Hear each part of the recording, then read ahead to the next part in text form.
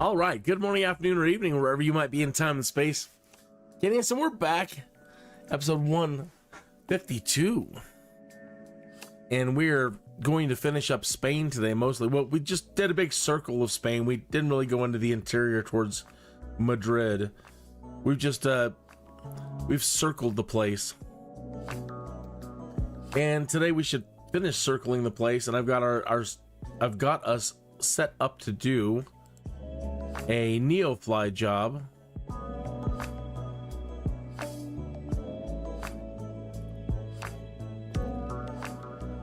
And that should take us to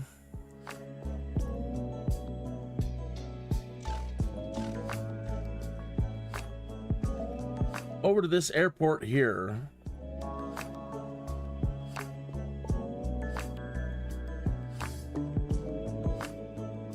LEVF. So we're at LEMZ, if you want to fly along, LEMZ to LEVF. This should be an $18,000 job, and I probably can't get it because the engine is running. So probably have to hop over here.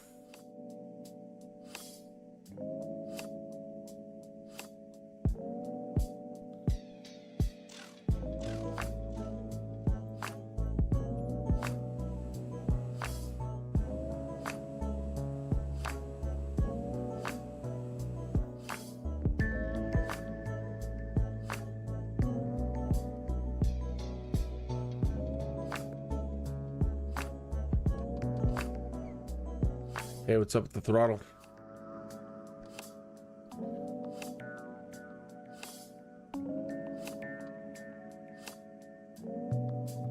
All right, so give the plane a second to think that for Neofly to think the plane shut down.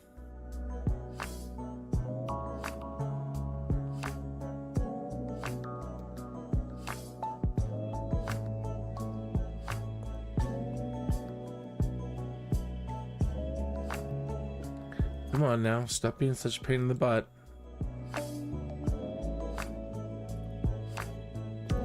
Everything's so big. Transporter from dispatch. I see you asked for a fragile cargo mission. The ground crew is waiting to carefully load the crates for you in the parking. Transporter, loading has started. Stand by.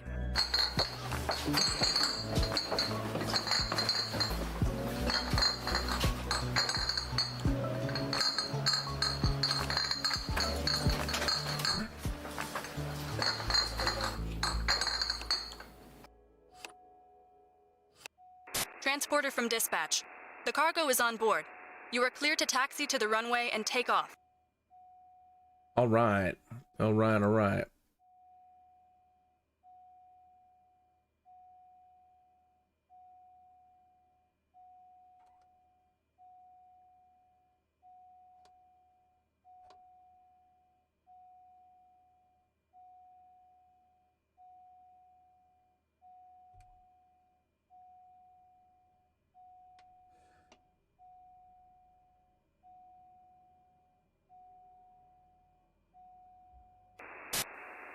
Everything looks good from where I'm sitting. Taxi to the runway and take off.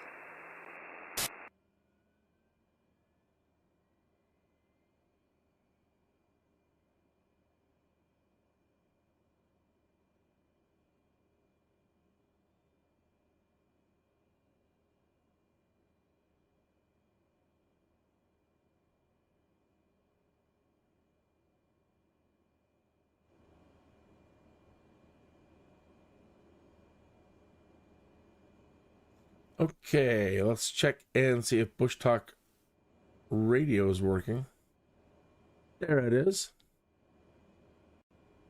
All right, well, right before we take off, let's look around our area and see what are the nearest audio tours that they have. We're not going back in that direction over here towards these places, but we might as well see what's over here.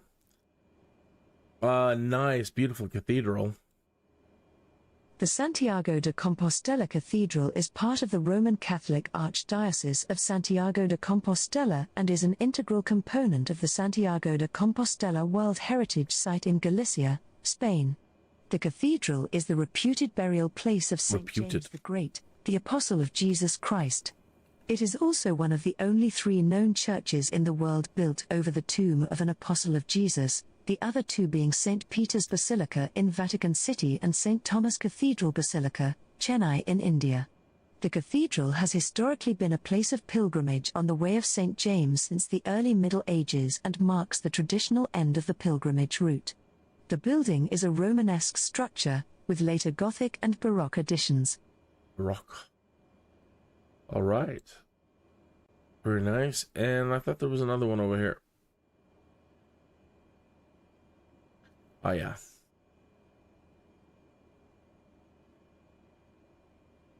Santiago de Compostela is the capital of the autonomous community of Galicia, in northwestern Spain. The city has its origin in the shrine of St. James the Great, now the Cathedral of Santiago de Compostela, as the destination of the Way of St. James, a leading Catholic pilgrimage route since the 9th century. In 1985, the city's old town was designated a UNESCO World Heritage Site. Santiago de Compostela has a very mild climate for its latitude with heavy winter rainfall courtesy of its relative proximity to the prevailing winds from Atlantic low-pressure systems.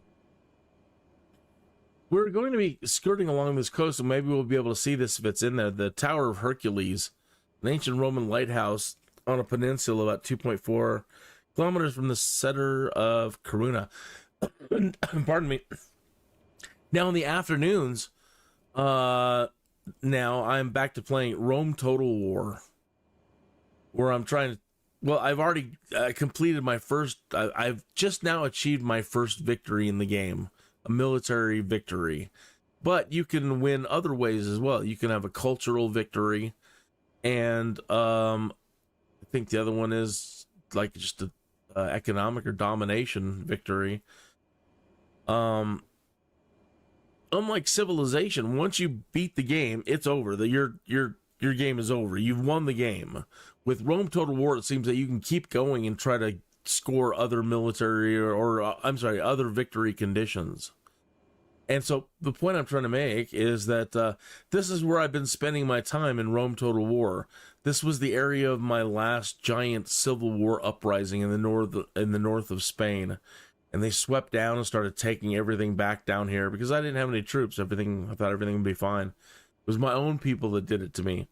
So I've had to sweep around and get everybody. And then I had to make a mad dash up here to the UK to secure all of Britannia. So I'm doing pretty good. And if you want to see how that's going, tune in tonight at 5. All right, we've got everything in the autopilot. We're all ready to go. And it almost doesn't seem like we're on the runway.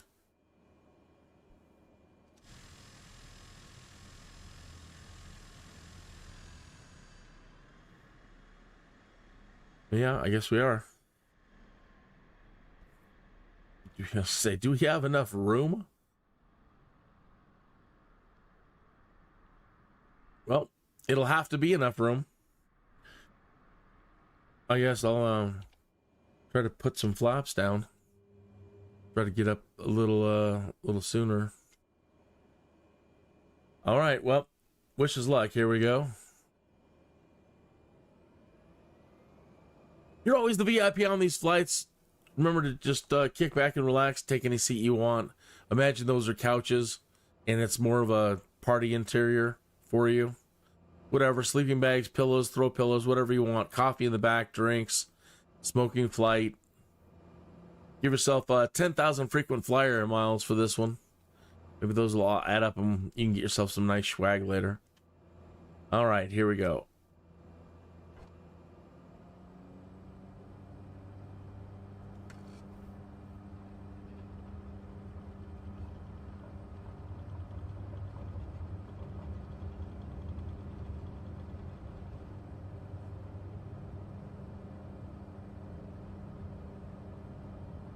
Transporter from dispatch. Fly safe and remember to watch your landing. Right. We have some fragile cargo.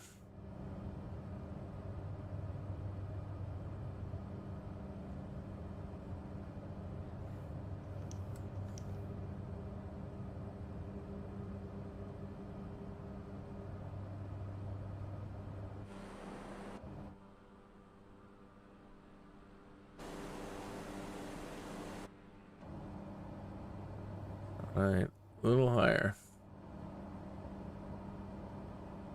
Let's go ahead and turn on nav. On the autopilot. I've got a cold coming on again. Let's do a direct to and get us on our flight plan.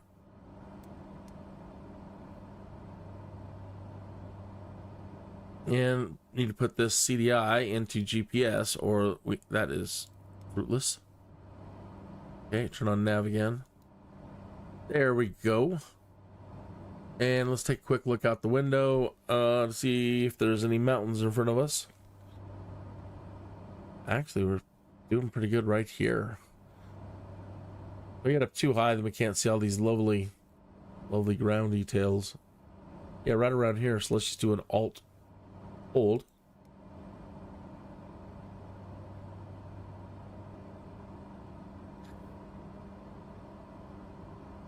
Oh, what I forgot to do is turn off my taxi, turn on, turn it off.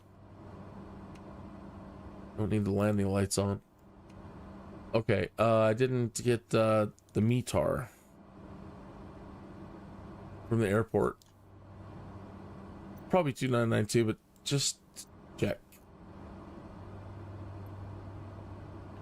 Let's do this too. I don't think they have a tower, but it's good to report it in anyway. So we're requesting our instrument flight rules clearance over to LEVF. Squawk 1053. That's down here. Squawk 1053. My co-pilot, my invisible AI co-pilot is handling the radios. So he put the squawk in. 2992. So we don't have to make any adjustments to the altimeter. Okay. Good to go. And let me just slow down a tiny bit. Don't want to gun the engines too hard. Now that we're kind of cruising, let's bring the prop back. Don't need maximum wind. Basically, the way the propeller is angling to the wind, how much wind is it chewing to propel us forward? We're changing the angle of the blades to be less aggressive. We don't really have to, we don't need maximum power, maximum speed. We just want to cruise. And we're going we're going fast enough to the point we're almost in a red line, in the candy cane area, the danger zone. So we're good. Oh, wait.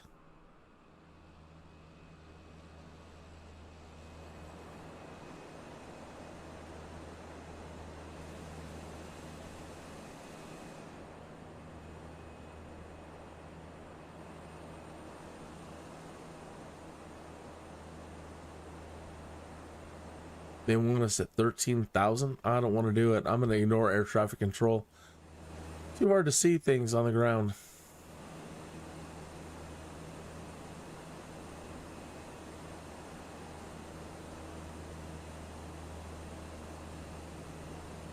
Friday's flying was fun, but it was kind of a bust. Everybody flies so far apart. The leader of the flying doesn't coordinate it right. He doesn't say, okay, let me take off. We're going to circle the airport like 3 times so everybody can get up to the right speed, to the right elevation. And then we're going to hit nav and we're all going to stay real tight together and we're going to go. It's just take off and everybody's all over the place.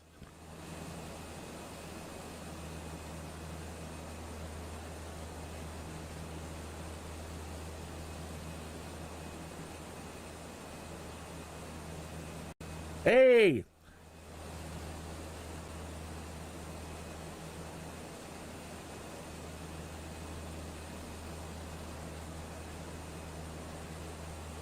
All right. Hey!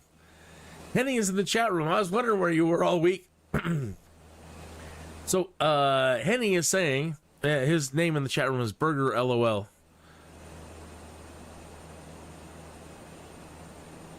He says, Hello and good evening, and I'll start with an apology because I haven't been in your streams recently. It doesn't matter, you know that.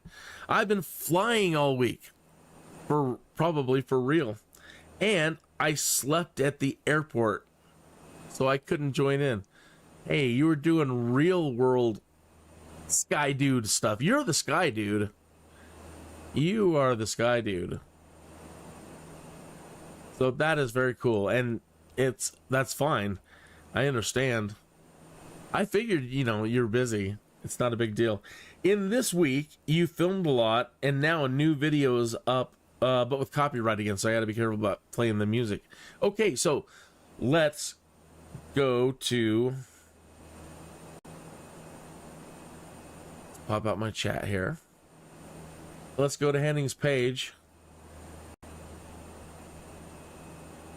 How cool. Can't wait to see what he's got.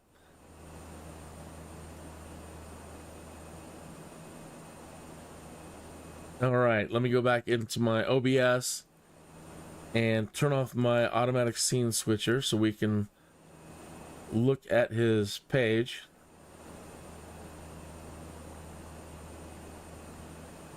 I had to turn one monitor off, so I'm trying to juggle everything on one monitor today, and it's kind of tricky. Everything's overlapping. Okay. Where is YouTube page? YouTube record. Okay. So we want for LOL's page. All right. And all right. Look at a nice hat. He's got a great hat. Did some arrows today, he says. Let me try to move this over. All right, so you're seeing that. You should be seeing that.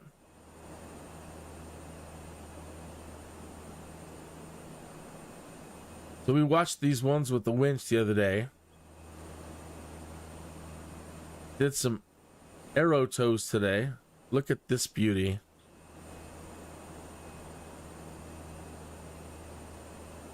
See if I can blow this up. Oop.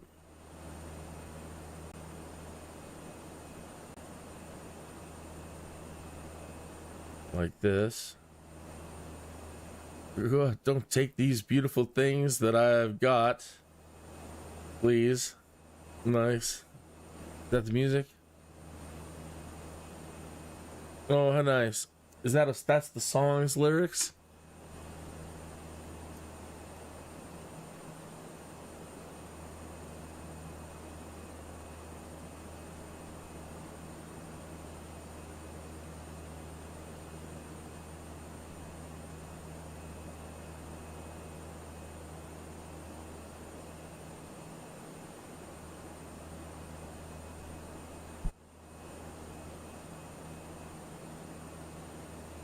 Let me try to put this over on X.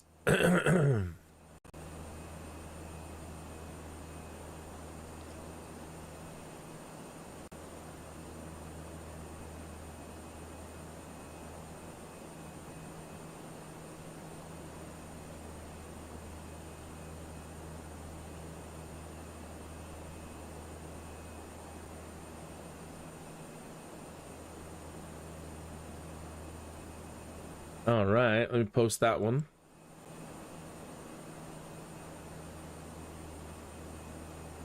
What? There's a naked man playing a guitar? Oh my God, Robert Fripp? Don't be a freak, Robert. What are you doing? Crazy man. It's just nasty. All right, so the latest one. Go back. Pretty rough landing with the slip and tailwind. Again, love the hat.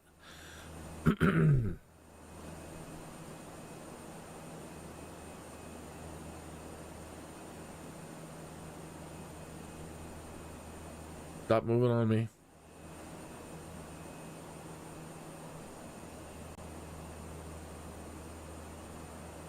Hey, it's our airport. Yeah. Oh, yeah, definitely slipping. Wow, that's kind of scary.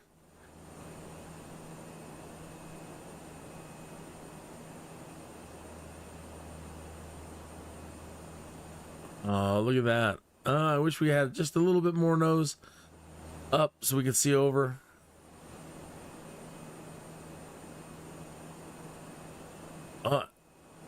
Feels a little bit bumpy back here in the back seat. Whoa, whoa. We're bouncing around. We're bouncing around. Oh, we come to a stop.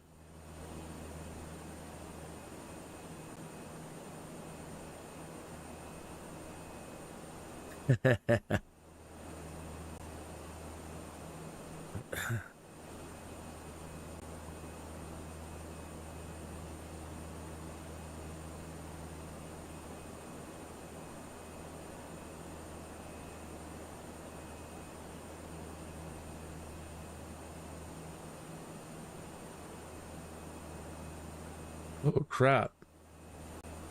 What happened to this guy? Oh my god, wear your seatbelt. Oh my god, this guy's an artist. I love this guy.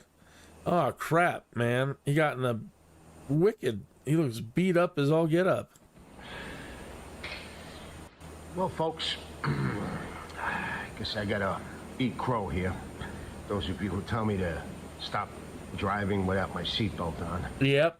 I just got out of the emergency room. I didn't have my seatbelt on and I hit the car in front of me. And opened up a can of worms here. Oh, I don't want to see it. Don't show us. Oh, don't show us. Oh, oh, it's gonna be painful. Oh my god. Oh my god. April Fools! Oh, good. Oh, good. Okay, good. That's fine. Good. Okay. I worry about people Well, folks, playing on my playing on my beard. I couldn't film the whole takeoff since people walked through the picture. Pretty hard to film back there. You're laying in the plane like you're in a bathtub. I believe it.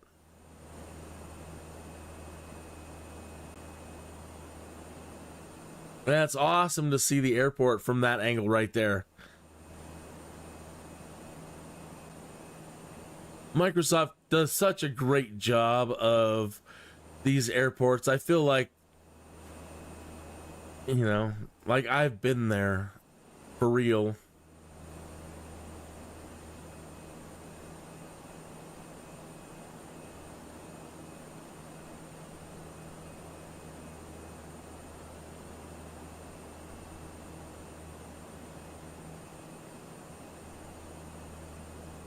How it was the landing? Did the landing seem that bumpy on your side, or that just again the guy in the back seat? He's just bouncing around a bit, or you know, you came to a stop pretty quick though.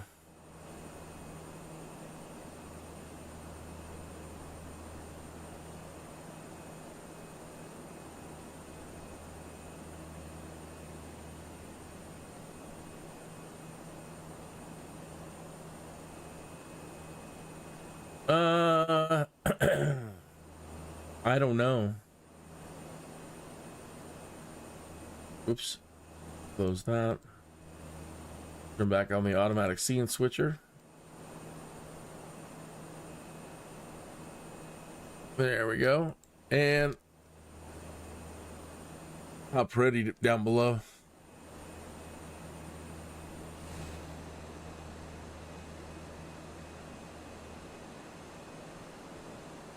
Let's find out where we are in the world.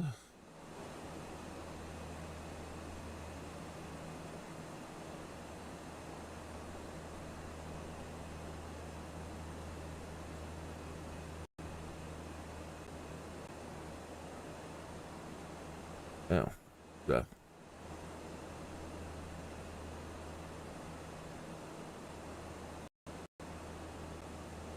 All right. Oh. Let's we've made it to that place where there's supposed to be the Tower of Hercules. All right, so let's get in the cockpit here and let's put it into heading mode, and we'll just deviate for a minute here.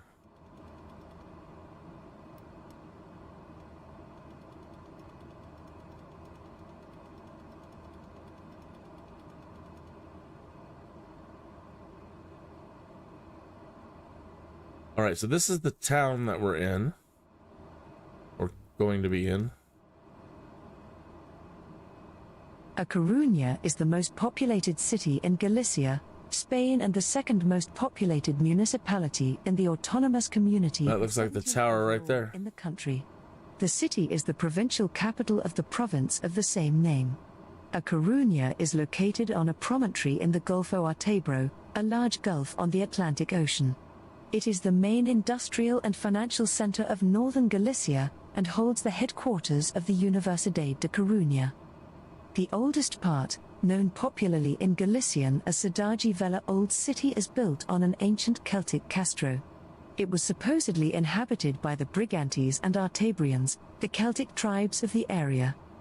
During the modern period, the city was a port and center for the manufacturing of textiles.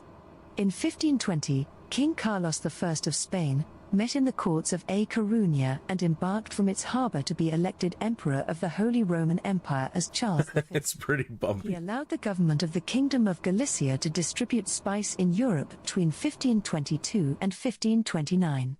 Commerce with the Indies was allowed between 1529 and 1575.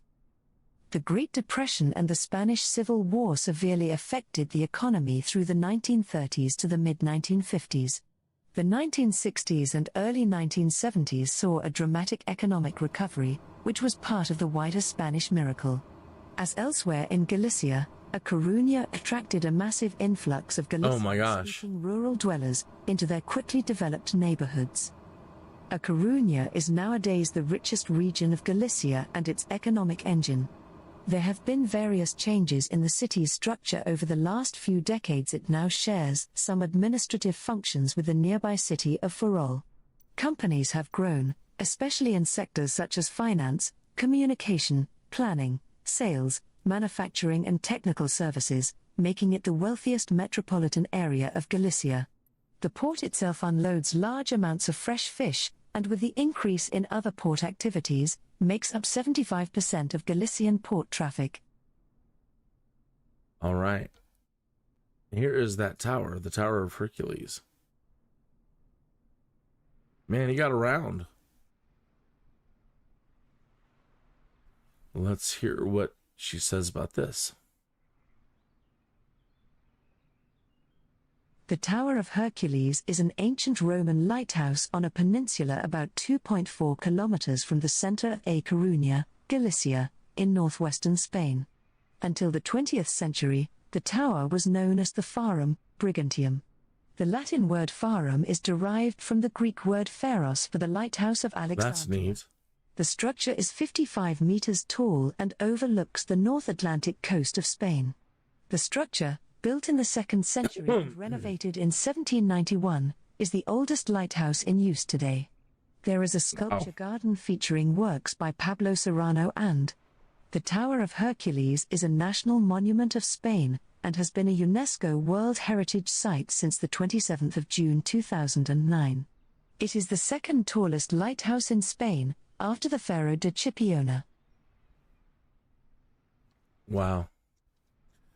Second oldest lighthouse still operating. Very pretty. So in the chat room, Henning says the runway's just grass, so the rollout is always bumpy. During the landing, we rolled out right into some holes, so yes, it's actually very pretty bumpy. And just a couple of days ago, a wind gust got me on final that made me fall onto the runway from 2 meters. That's got to be a little bit scary. All right, so let's get back into our plane here. Switch this back over to nav.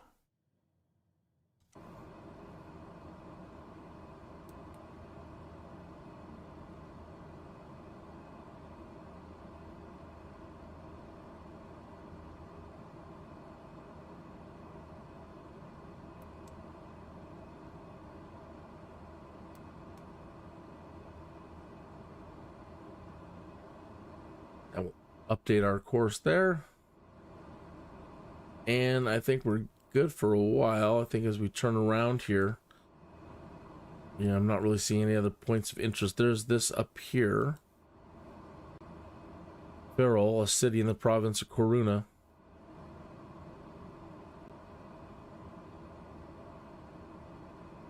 Ferrol is a city in the province of A Coruña in Galicia, on the Atlantic coast in northwestern Spain, in the vicinity of Strabo's Cape Nerium. With Hume to the south and Ortigal the north, Ferrol forms the Ferrolterra comarca, and together with A Coruña forms the second largest conurbation in Galicia, with a total population of 640,000. The harbour, for depth, capacity and safety, is not equalled by many in Europe. The entrance is very narrow, commanded by forts, and may even be shut by a stoccado. The city has been a major naval shipbuilding center for most of its history, being the capital of the Spanish Navy's Maritime Department of the North since the time of the early Bourbons. Before that, in the 17th century, Ferrol was the most important arsenal in Europe. Today, the city contains some of the major shipbuilding yards of the Navantia Group. The city is one of the starting points of the English Way path of the Camino de Santiago. Because of the modern requirement that pilgrims must travel 100 kilometers by foot in order to be officially recognized, Ferrol is the preferred starting point for pilgrims traversing the English Way. The existence of prehistoric human settlements in this Galician city is backed up by the abundance of burial chambers, megalithic monuments as well as petroglyphs and other archaeological findings. The Phoenicians established in this area different dried and salted cod stations, and their presence together with the presence of the ancient Greeks is well documented by historians like Herodotus, Strabo, Pomponius Mela, just to mention a few classic ones including Ptolemy. Wow. Man, again, they all got around, man. They traveled their butts off. Okay, so Henning says that his flight instructor... Your flight instructor said that you're able to fly the old timer next week. So far, I'm flying ASK-21 in Grob Jeans Aster, but soon I'll fly the KA-8, a plane with a metal structure built in 1965. Wow. Do they have any Cessnas there to train with, like the 172 or 152? Do they have any Cessnas to train with? Are you going to be doing steam gauge training on that? I would imagine so.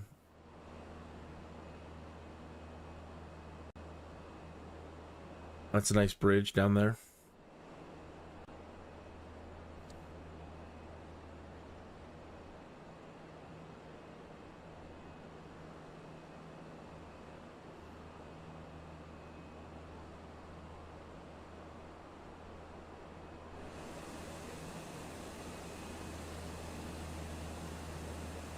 Ferrol is a city in the province of A Coruña in Galicia, Yeah, we've heard on the it. Atlantic coast in northwestern Spain, in the vicinity of Strabo's Cape Nerium. With Hume to the south and Ortigal the north, Ferrol forms the Ferrolterra comarca.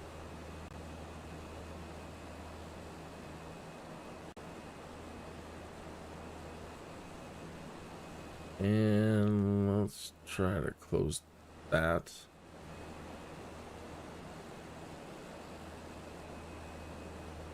Okay.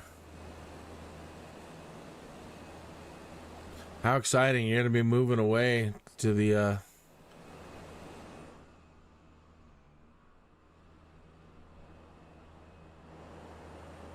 It's amazing how many old planes are still in operation. Again, I think it's because it's so damn expensive. You've got to maintain what you have as well as you can.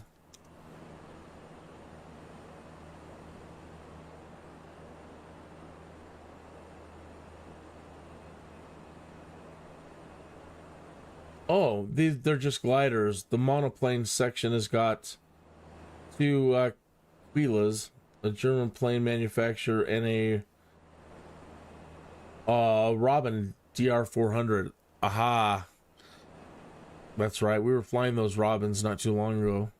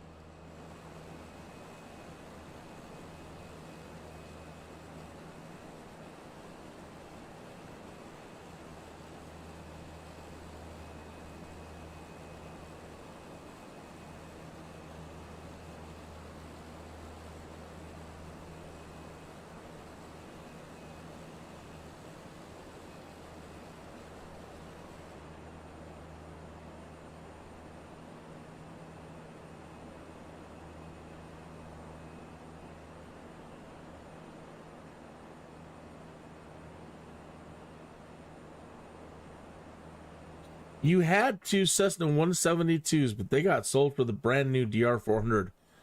Oh, man. I think I would want, if I could afford more than one plane, if I had a hangar and could afford all that, I would love to have held on to or have a 172 just to keep, because I don't know,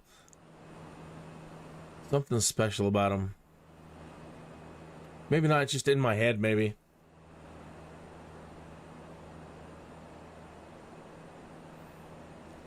My dad actually used to fly the Piper. The Piper Cherokee line, which is in the P28 model line. And I did find out that you can get the different variation of P28 planes in the marketplace. I've been thinking about that, but you know me, I don't like spending money. But one of these days I'm going to get that, and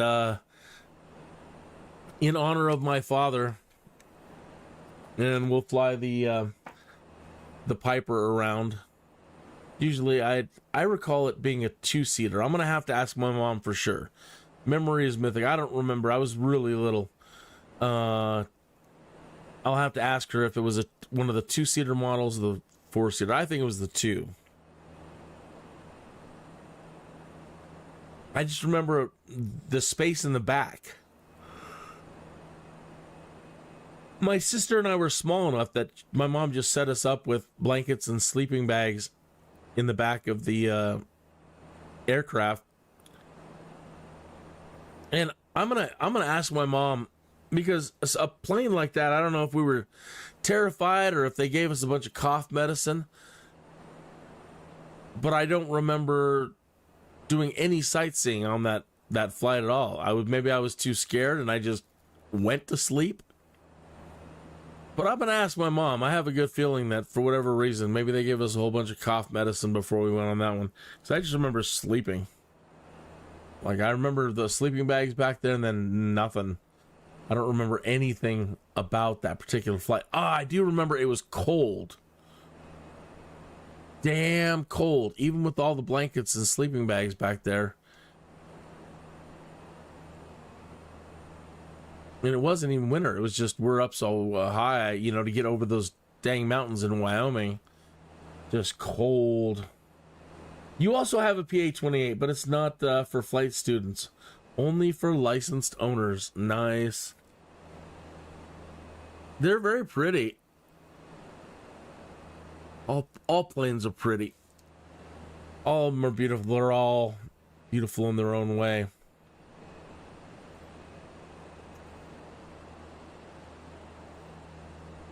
Wow. All right, so you're going to be trying another glider. I can't wait to see the video on that one.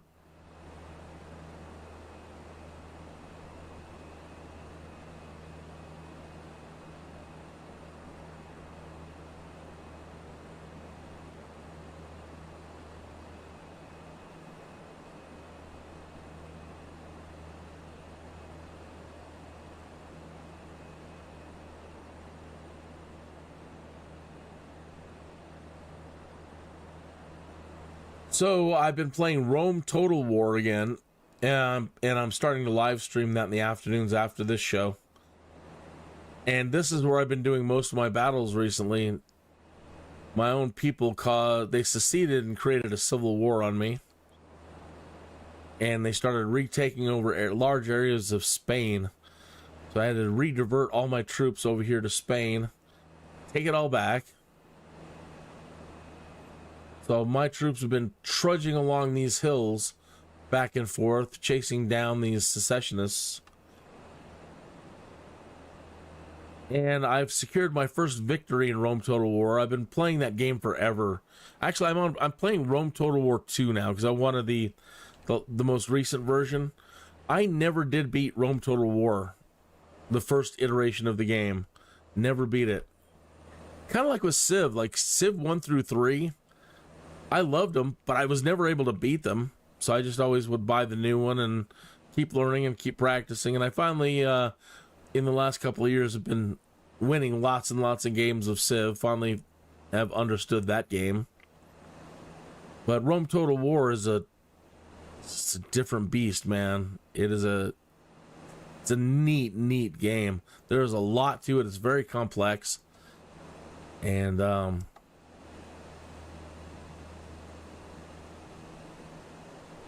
look forward to playing some more of that today. And I've secured a military victory, but like with Civ, as soon as you win a victory, the game is over. With Rome 2, it seems like you can win multiple victories in one campaign. So I've already secured a military victory, but I guess I can secure an economic one, or a domination one, or a cultural one. So I'm going to keep trying for those today. And then in the evenings, I'm back to playing Baldur's Gate to try to finish that game up. I need to get Baldur's Gate in the can and finished because April 26th, they're releasing Manor Lords. Now, Manor Lords is a city builder game with combat like Rome Total War. Probably not going to be as extensive, I don't know, and I don't know where it's going to go after it releases.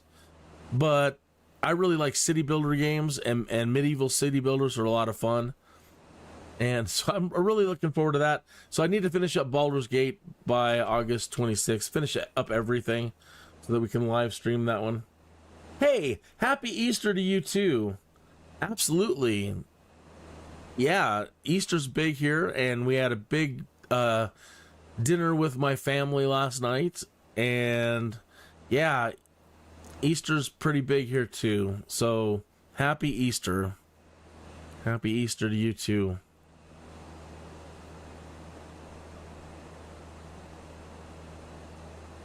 We absolutely say it. Well, some people, how some people are. Meh, see? They don't like anything. They don't believe in anything. They don't, I'm to the point now, they're like, oh, I believe in science. And I'm like, well, if you believe in science, then I think science is now proving more the existence of the possibility of the existence of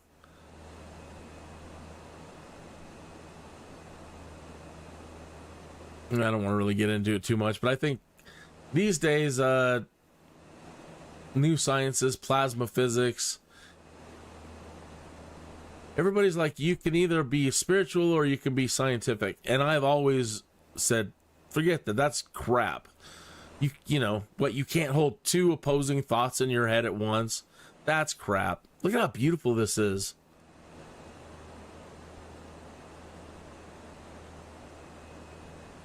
Wow. So yeah, growing up, they're like, you can either be spiritual or you can be scientific. I'm like, that's crap. You can be both. You can hold two ideas in your head at once. Duh. And I said that when I was growing up, I said that one of these days science will prove the existence of. And I'm sticking to it. I do believe it. I believe I probably am a stronger believer today than I ever was. And that's because of science, actually. It all makes sense to me. That's a long discussion I have.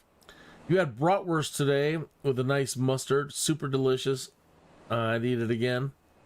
Oh man, bratwurst sounds so good. I really like the veal bratwurst.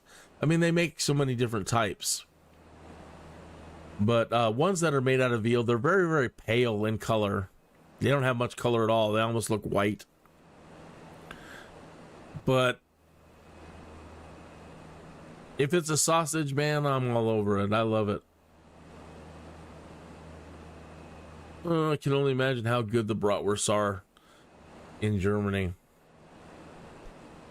Maybe that's silly too, because today, I mean, all the products that we have that go around the world, at one point in time, it's like I'm sure if you did want a good bratwurst, you had to go to Germany. But, today with worldwide shipping, and some of the bratwursts that we get are probably made there. We have some nice, we have a large resident population of Germans in Colorado Springs. And so around Colorado Springs, we've got one old restaurant called Edelweiss, and that's a German food restaurant. And we have a lot of German delis. And we have one right down the. We had one growing up in the street, down the street from me, my whole life, and they've moved over to a different location now. But I mean, my whole life, I grew up right next door. My comic book store was right next to the German deli. And so I would always stop in there and look at all their chocolates. And again, they've always had a great selection of sausages and just everything. Magazines. They had all kinds of cool stuff. The German ladies loved their magazines.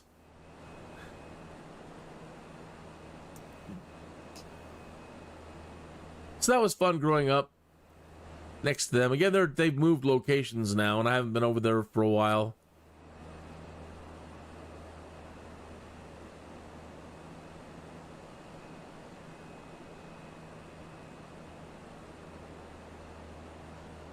We just had a ham yesterday. That's what the family wanted. We had a ham and potatoes and a nice salad and corn.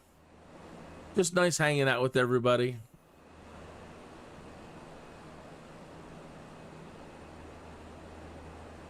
My mom, one of her best friends now, growing up, he's a priest. So we had Easter Sunday dinner with a priest last night. He came over and had dinner with us. That was nice. Sometimes you're disappointed in German sausages since some people only aim for money and not taste, so it comes out salty or just not good at all.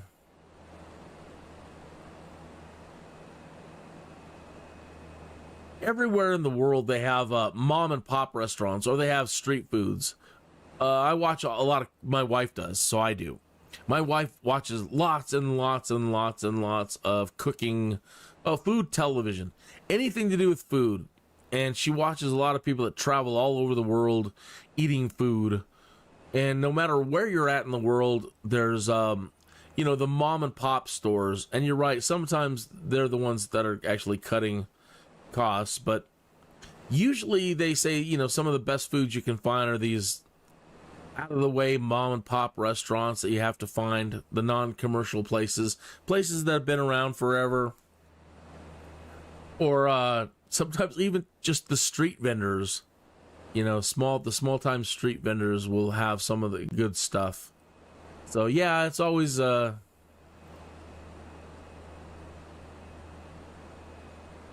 can be a little bit difficult, I'm sure, to find the good stuff. My mom travels quite a bit, and she tells me she can't stand eating in the hotels. She's like, I can't stand their food. It's too Americanized. It's too Westernized. It's too bleh. My mom, wherever she's at, she says, take me down to the street, man. Let's go find a cafe, someplace that's been owned by people for a while. Or she wants street food. And she said it's so much better than these fancy hotels that she gets invited to go stay in.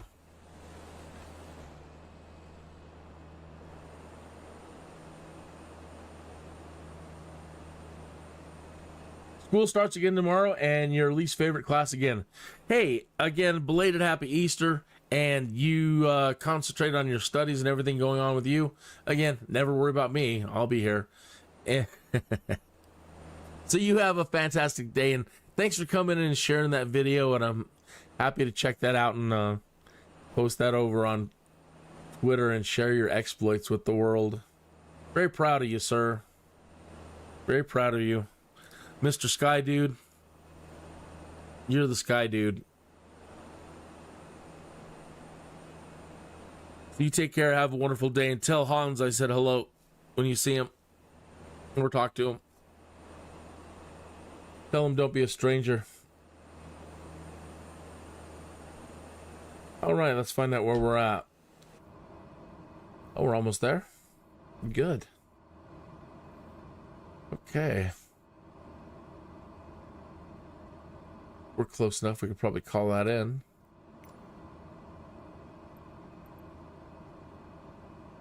Yeah.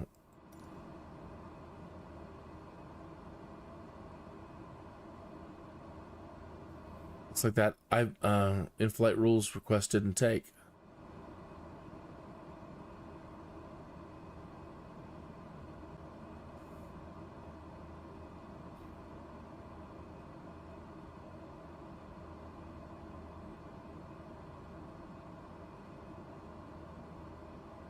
Altimeter 2992, turn left, heading 360, resume on navigation, climb and maintain 7,700 feet. We're fine.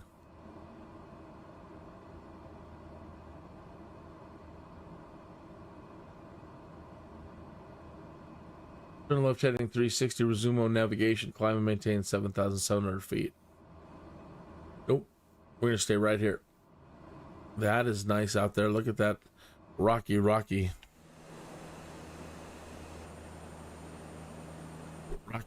beach. Runway 26 approach.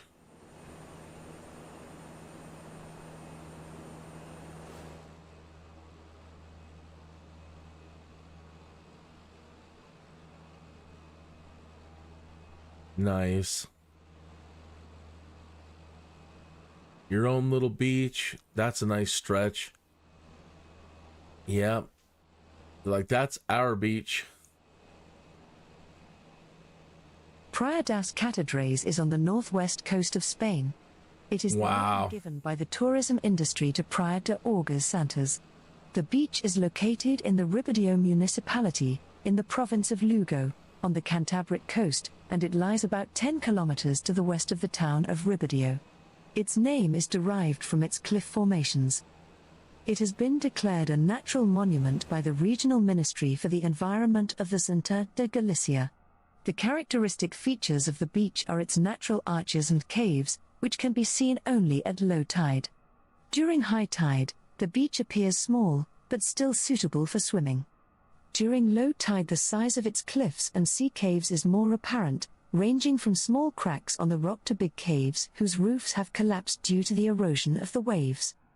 At low tide, there is access to a sand deposit delimited by a rocky wall made from slate and schist forming 30 meters arches resembling cathedral flying buttresses, large caves, sand corridors between rocky blocks, and other geological features.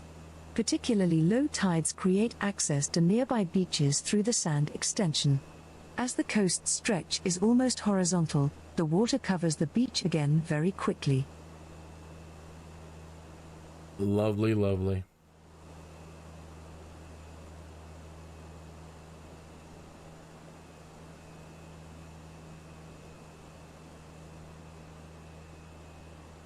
I love these, where the water comes in like this. Everything's so beautifully green, and it's still nice and, it's not overpopulated. It's not big city, super big city. Everything's still pretty rural, urban. I love it. I love that. Again, I mentioned that in every single show. I'm like a broken record. Just how little of the world we actually do occupy. You know, everybody's like, population, these are people that don't fly.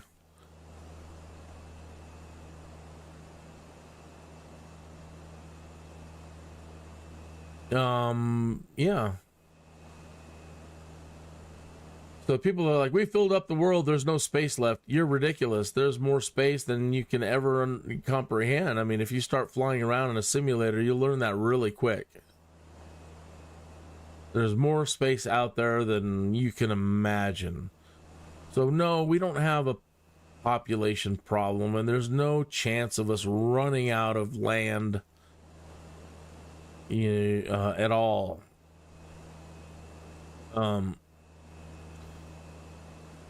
I support immigration, but I support legal immigration, and I support wherever you're going to go that you assimilate. I support assimilation. It's a good thing to hang on to your culture, but your culture, that's within your own family, and you don't impose your culture on the people that you're going to live with. You celebrate your diversity, but you support the country, the host country that you're moving to. And that's what a lot of people don't get these days. It does seem like domination and a conquest. when people say, well, we're going to move over to the United States and then we're going to try to impose our culture on us, and that's just no bueno. You know, keep your culture alive in the countries where it's from, and you can celebrate your culture here, and we can all be happy for you, but don't try to make us you. Change us. And you get a lot of that from, like, the Muslims, sadly. Like, we want Sharia. We want Sharia law. We want Sharia law wherever we're at. Too bad. Well, go back to your country.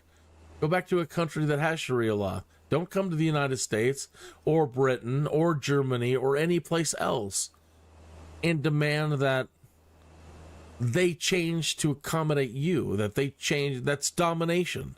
That's conquest. And I think we've had enough of that. After several thousands of years, haven't we had enough of it? And I don't know what's going on with Putin and all that other stuff too, but you'd think that we have all these UNs and criminal courts and courts and courts and courts, and they can't solve this thing through courts. You know, who's got the documents? Putin made a great argument that, hey, this is ours and these treaties given it to us and blah, blah, blah. And, you know, we never heard any counter arguments. Like, well, that treaty was broken here and here and here, and therefore you blah, blah, blah. No, it's just we're still warring with each other. And we've got to get over that. The average citizen isn't allowed to do that. We have to go to court.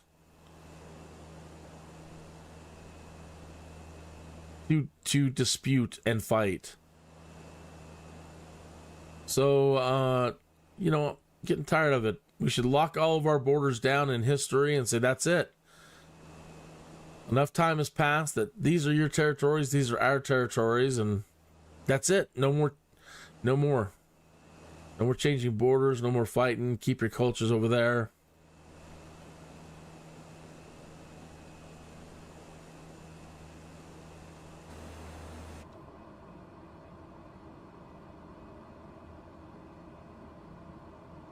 Oh, did I miss it?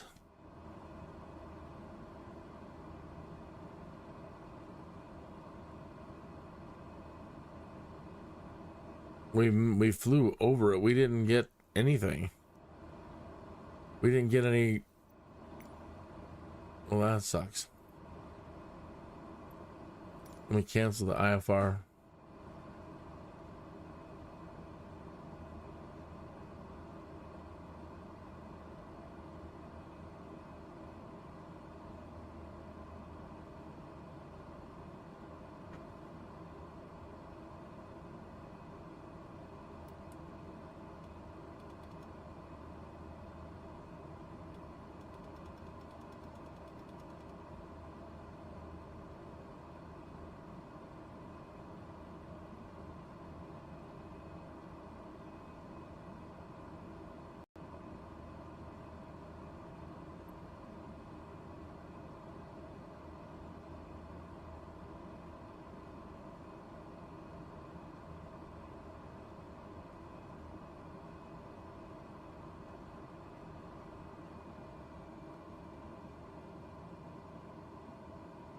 We're waiting for the nearest airport option to pop up.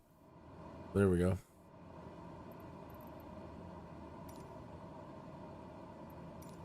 Man, runway 20. Oh, now it's 26.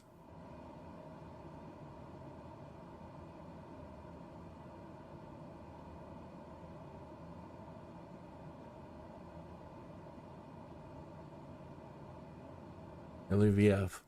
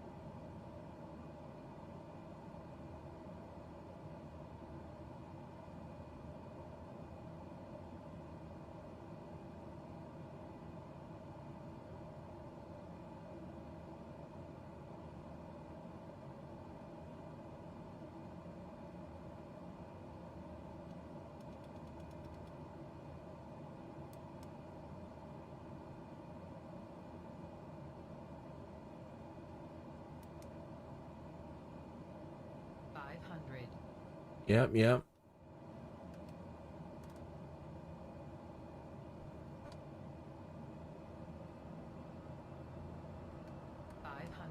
Yo, we're gonna be so close to the ground. Yoo!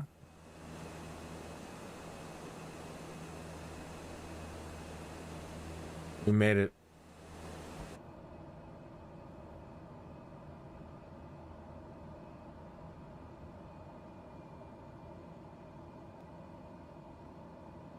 All right, now we can start coming back down.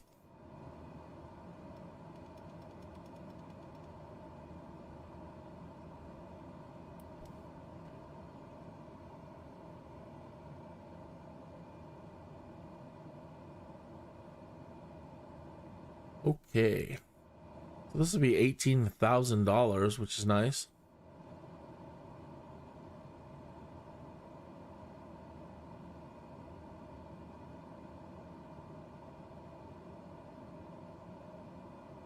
It's nice having Neofly. Gives you a little bit of a, a little bit of a purpose to fly around.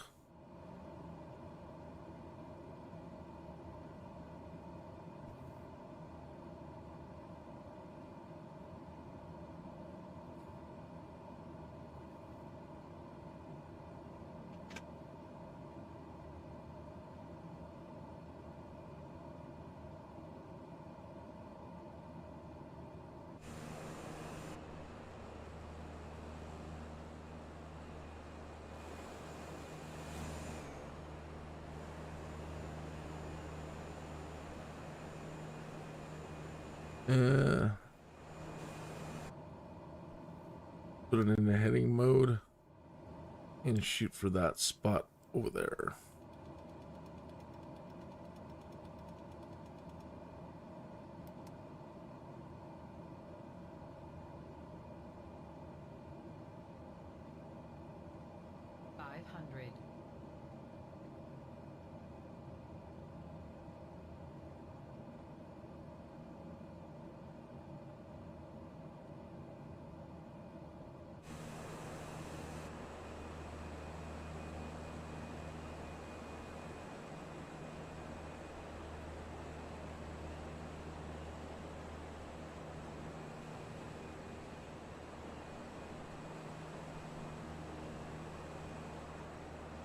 Too pretty. I wonder when they're going to release update 15. They postponed it until this month, but they didn't say when this month. Now, hopefully they don't postpone it again. I'm really looking forward to seeing the memory tweaks that we're going to get. Everybody's loving it. They're saying it's running beautifully, running more beautifully than it's ever run before. And I hope that is true. That sounds fantastic. Yeah, let's turn a little bit here.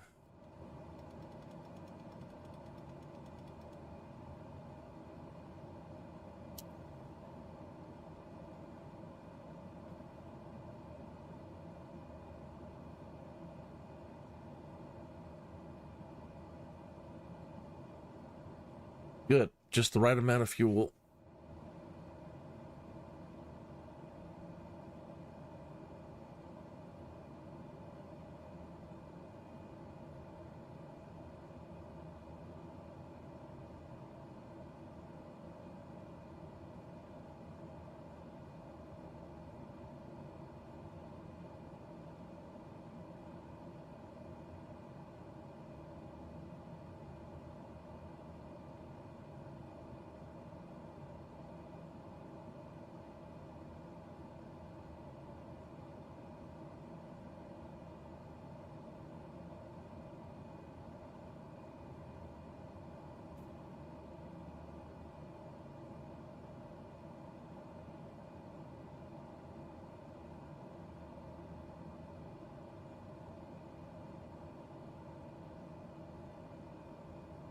All right, let's go ahead and slow down and take it out of autopilot.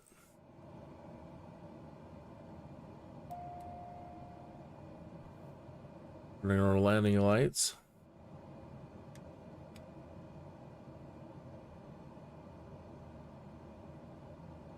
Separator's out already.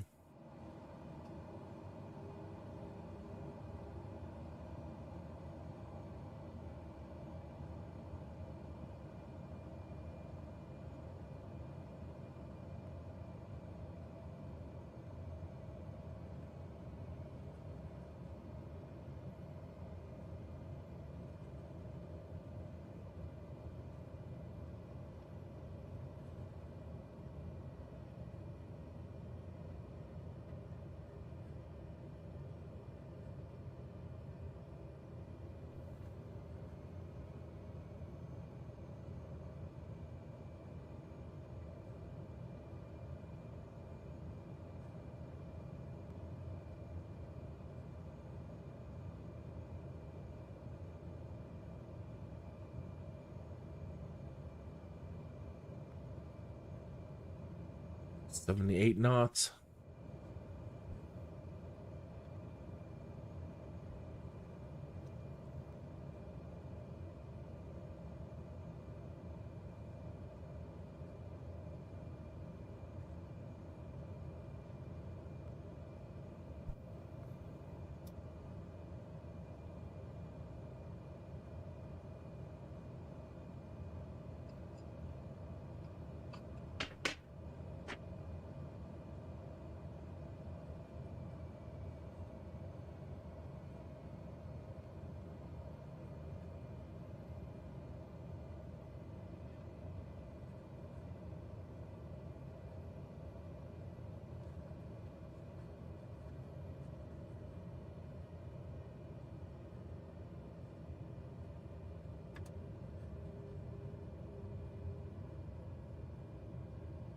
Full flaps.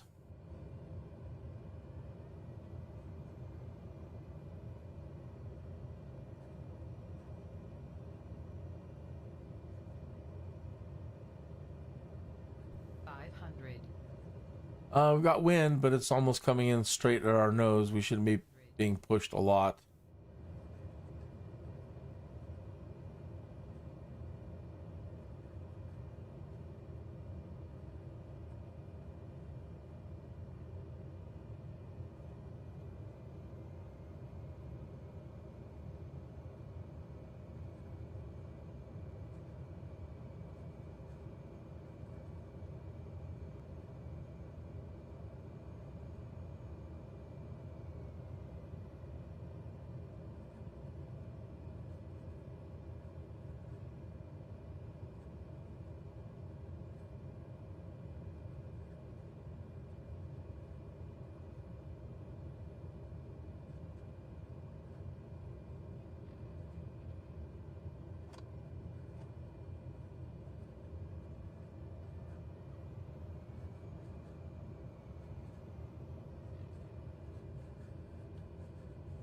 Transporter from dispatch.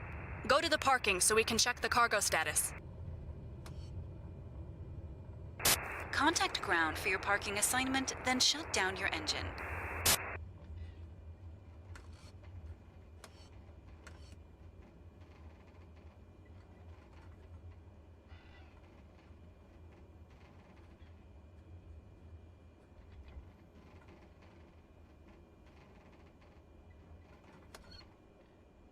Okay, let's get paid.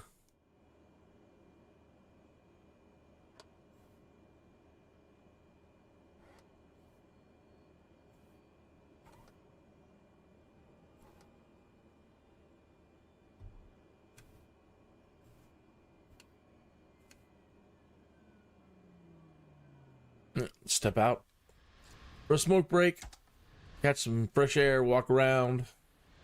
Transporter. Cargo unloading in progress. Stand by, pilot.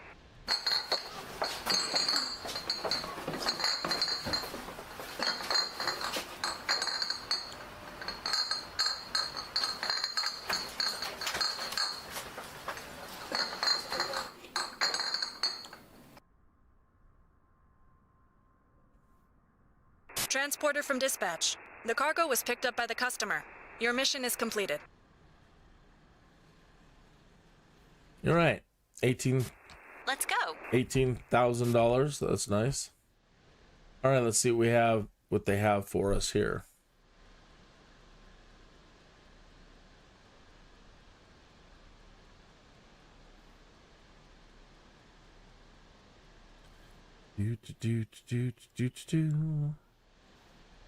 Okay. So we're here at LEVF. We don't want to go that way. Don't want to go that way, so let's increase our distance a little bit. That's where we want to go. We want to go this way. So this one will take us to Laredo, near Bilbao.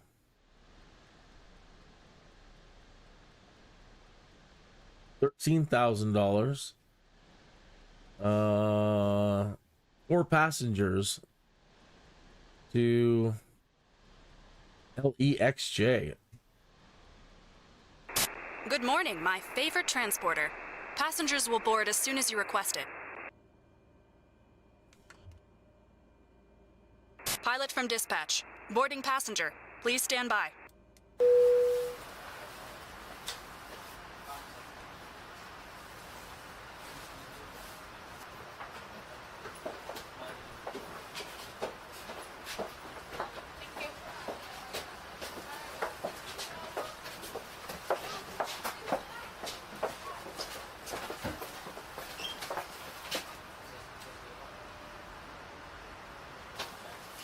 Yep.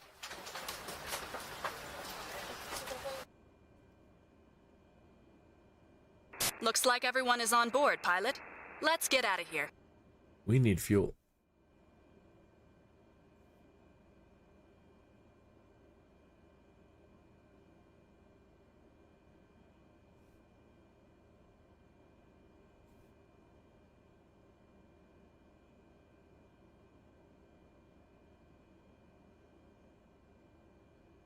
Should be enough to get us there.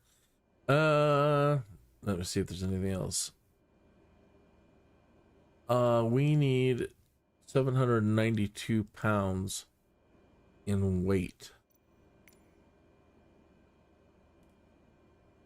There's 903. Just a little tiny bit more.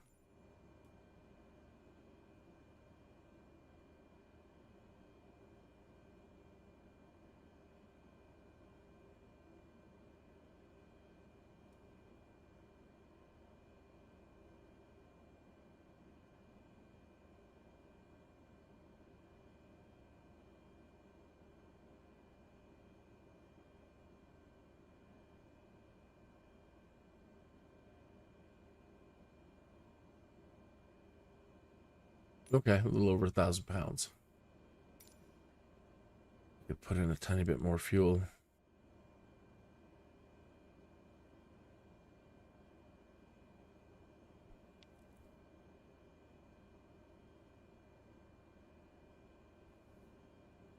All right.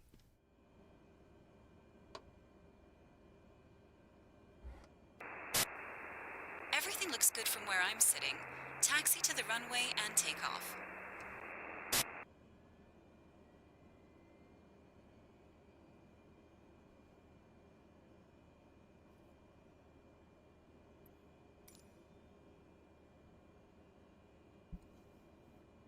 Grab my coffee here.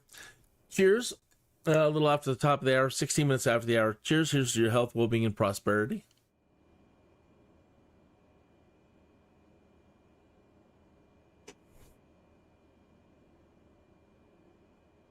Let's see if we can move it yet. There we go.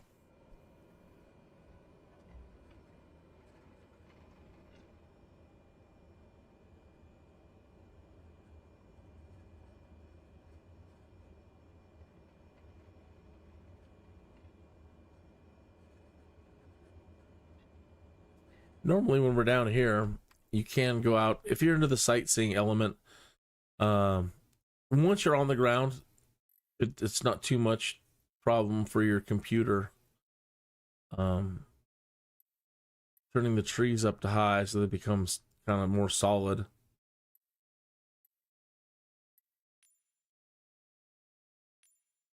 You can put the grass out there if you want.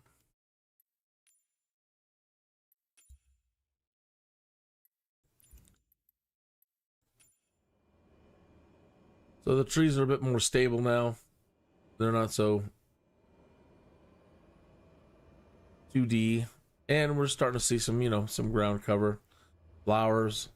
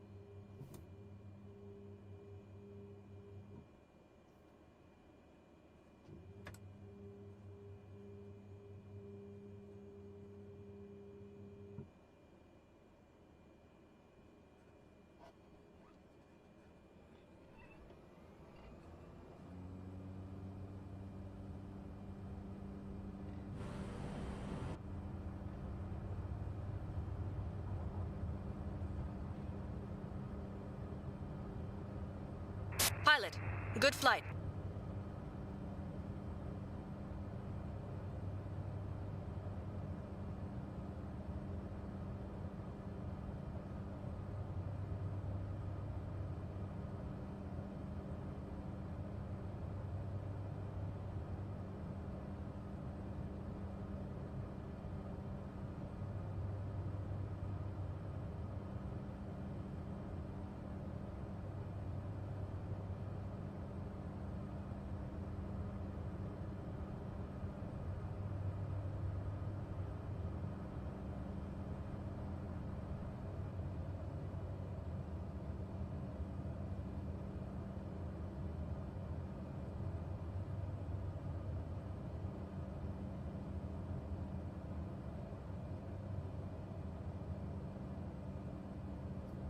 Ocean is like glass today.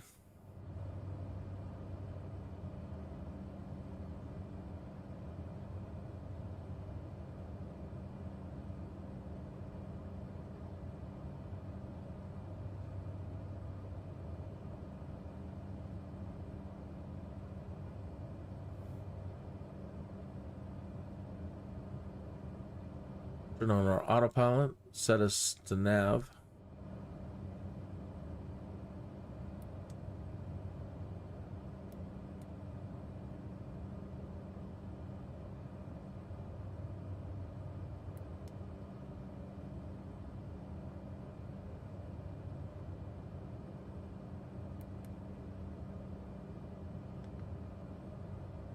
And we'll check Bushtalk and see if there's anything interesting.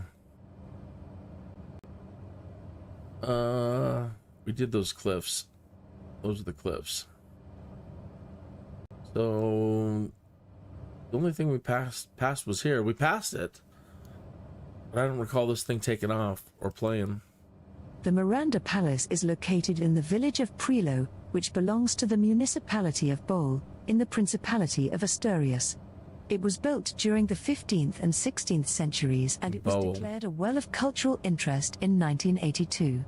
At first it consisted of a square tower with 3 floors that was subsequently extended. It had small openings that were later enlarged. The main body of the palace has 2 floors in the back side and 1 floor in the front side, due to the unevenness of the terrain. Above the entrance door is placed a big coat of arms belonging to the family Gonzalez de Prilo y Castrillion. The palace has a chapel too, which dates from 1776, having a rectangle floor with 2 loopholes in both wings, and 2 Rococo-inspired altarpieces painted in black and white. The wooden sculptures it housed, from the 17th and 18th centuries, were removed because of the bad condition of the ceiling. Between the tower and the chapel there is an extra body, with corridors supported by stone columns. Nowadays, the whole palace has been restored to become a 4-star hotel. Wow.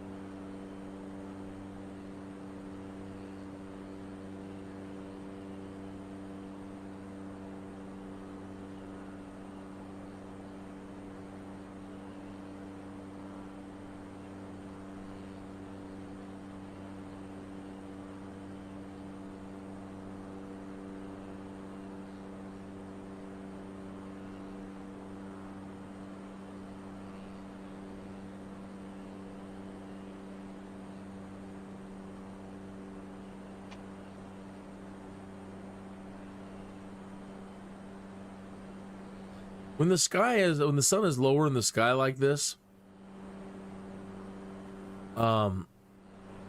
it's not perfect color, but it's close to. You're seeing things closer to their real color when the sun is low on the horizon.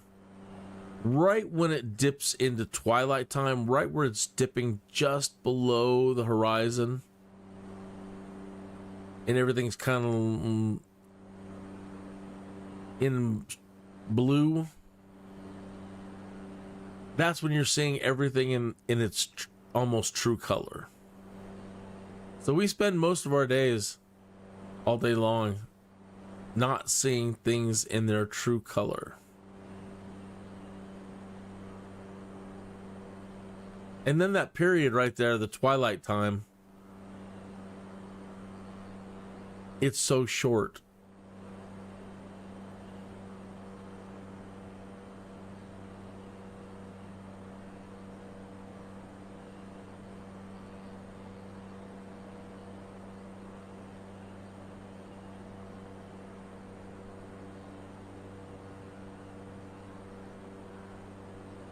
That's neat how they built down in there.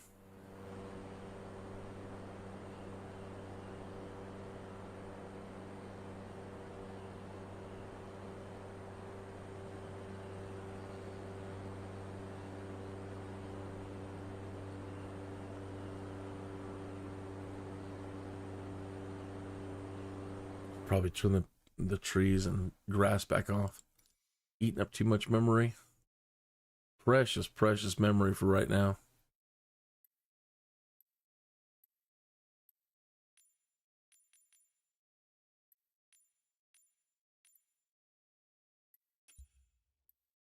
It'll be so nice if they, with that memory stuff, after the upgrade that they give us, it'll be neat to see how high we can turn things up.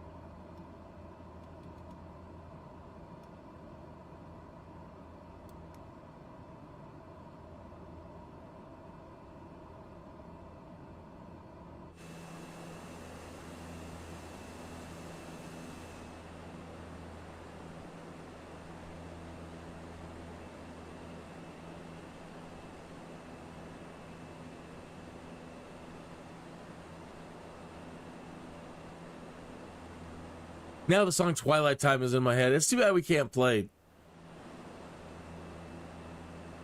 music on our channels, and I hope that down the road that changes.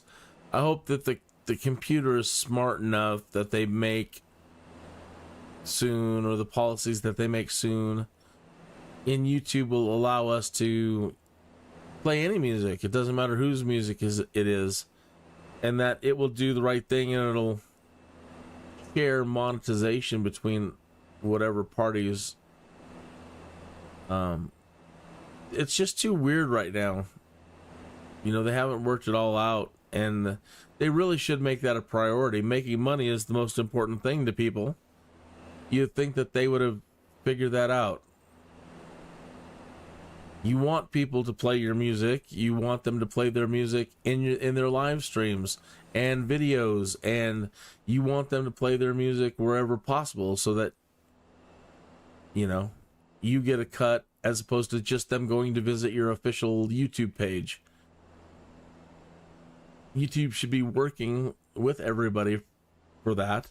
I'm trying to work with Arthur right now, Arthur Yoria, on setting up the proper creator account. As a musician, I guess you're supposed to, once you're in the partnership program, you're supposed to file your music under the YouTube creator music department. So once your music is filed with the YouTube creator music department, anytime the computer recognizes that that's your music being played in anybody's video or live stream, it gives you the option to block it, or you can be a wanker. So one, you're the ultimate wanker. You can block it from being used and stop them from using it and mess them up, and then they're going to have to do edits of their live stream or video and blah, blah, blah. Or you can choose the less jerk method, and that is only allowing like 30-second clips of your music to be played. Or you can set it to unrestricted, which allows the whole track to be played. And you can also set, after that, you can set the share option so that it immediately splits ad revenue between both parties. So if you're an artist and you've got a friend who's a musician, you know, and you're both interested in monetizing and da-da-da-da-da-da, you know, that's one great way to make money with your friends.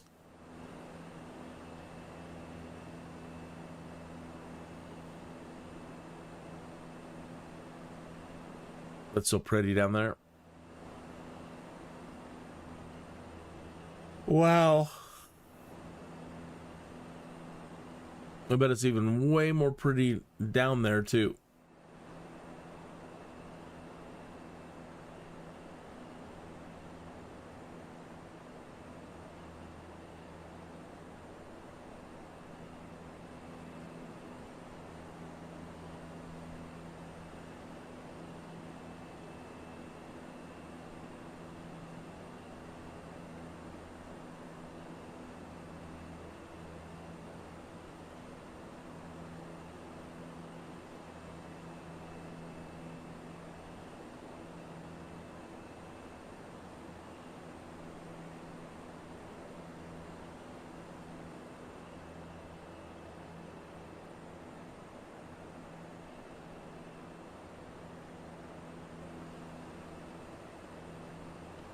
I'm going to go ahead and try something here. Normally, conserve memory again until they work things out.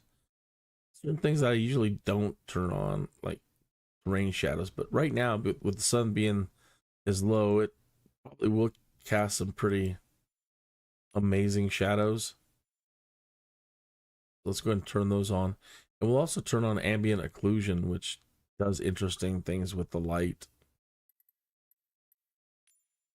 Hopefully that doesn't stutter us too much. Because I was looking at that cliff wall over here, and there's no shadows from on this side where the sun should be casting shadow, and it should be casting the light down into these little valleys a little bit more interestingly.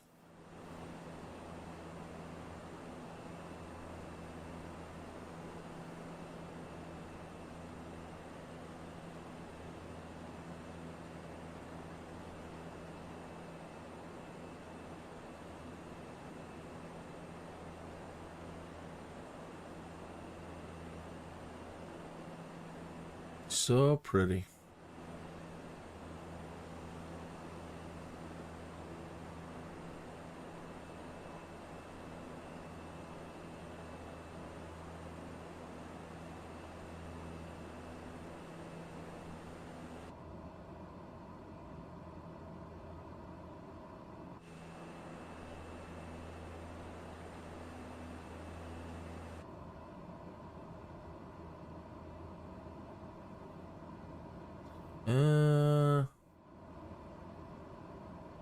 It shouldn't be a problem, but maybe we should go up to 3,000.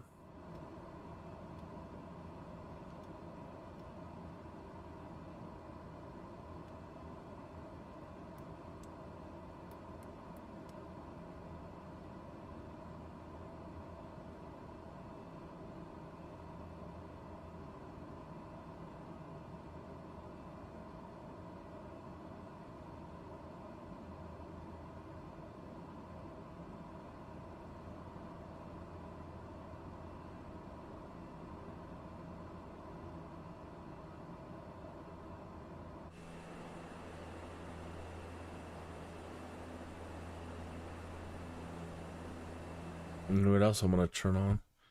Didn't think about that until just now. Is in case we get any interesting light rays, light shafts.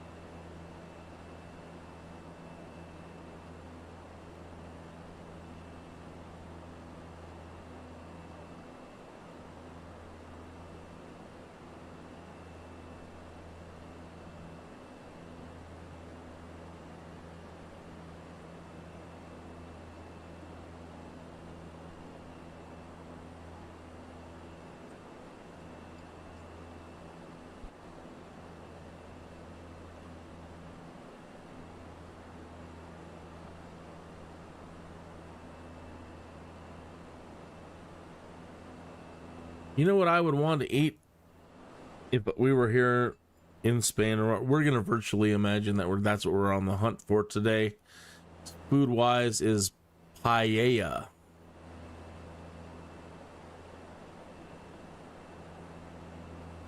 Yeah, with saffron and seafood, and usually traditional. It's like it's got rabbit. I haven't eaten rabbit since I was a kid. I don't know what that would taste like anymore, but you can do chicken, you know, instead of rabbit. Or anything that you want, really. But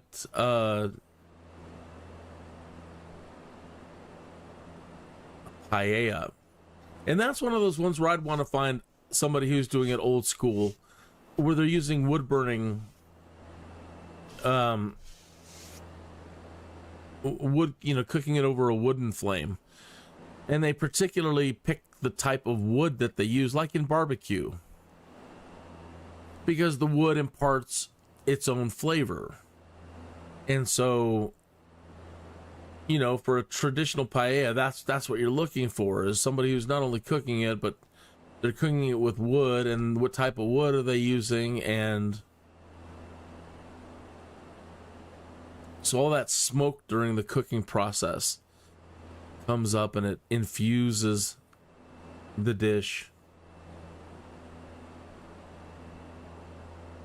So I had an aunt who lived in Spain for a while, and that was her favorite thing. So when she came back to the States and moved back in with the family, that was one of the dishes right away that she cooked for everybody, and blew our minds. So darn good. Saffron is an amazing flavor. You know that song, I'm just wild about saffron. Saffron's wild about me. Yeah. I'm just wild about the saffron. Saffron's wild about me. Yeah.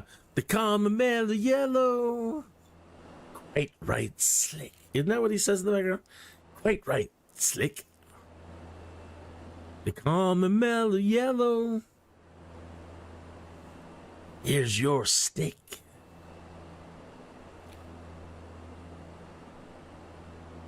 What a weird song. Electrical banana. What the hell are you talking about? I was okay with the saffron, but electric banana going all Steely Dan on me.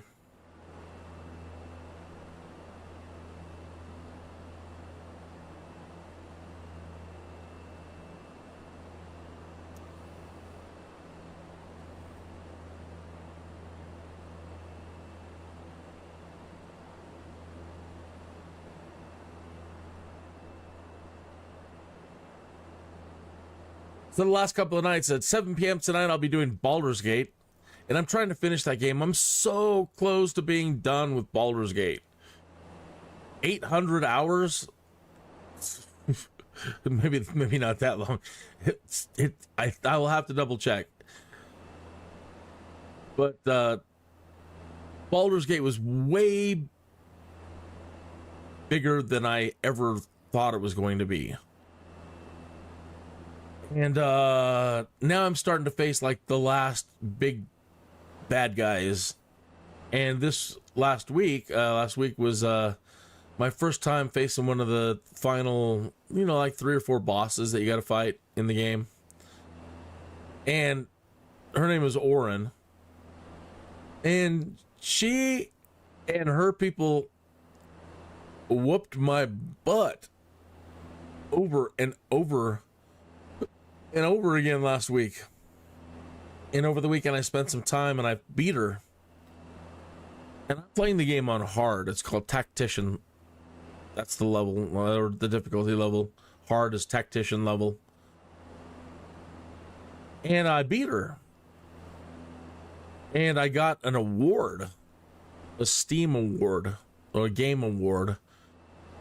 Only 17.9% of people that play Baldur's Gate have beaten Orin in the initial rounds, she's got a bunch of followers that are doing a ritual in a circle around the perimeter of things. And while they're doing this ritual, they're all protected under a sanctuary, meaning you can't attack them. They're protected from attack. And if the fight goes on too long, I do believe they just eventually start coming out and attacking you. So if you can defeat her before that happens, while her people are doing their ritual, that's the award. So only 17.9% of people playing the game have beat Oren while her henchmen are doing their ritual. And I said I was going to record it, and I didn't. So tonight's episode at 7 p.m. will be, well, I beat her once. Let's try to beat her again a couple of times. And let me show you how I did it. Or at least try to. I got really lucky in one round to defeat her, and then I was so happy I defeated her. And then once you defeat her, all of her henchmen come out of their ritual and just attack anyway. And they ended up being almost worse than she was. They're wicked little assassin priest characters. And so don't get cocky. Once you defeat her, you're thinking, wow, her henchmen aren't going to be that tough. Wrong. Everything is going to be tough from here on out in Baldur's Gate. Don't underestimate it. Don't get cocky, because when you do, like me, you die. But before that, at 5 p.m., we're going back to Rome. Total War, where we have now our first military victory in that game. And it is allowing us to continue our campaign and try to achieve 2 other types of victory in the same game. So we're going to try that this week. We're going to try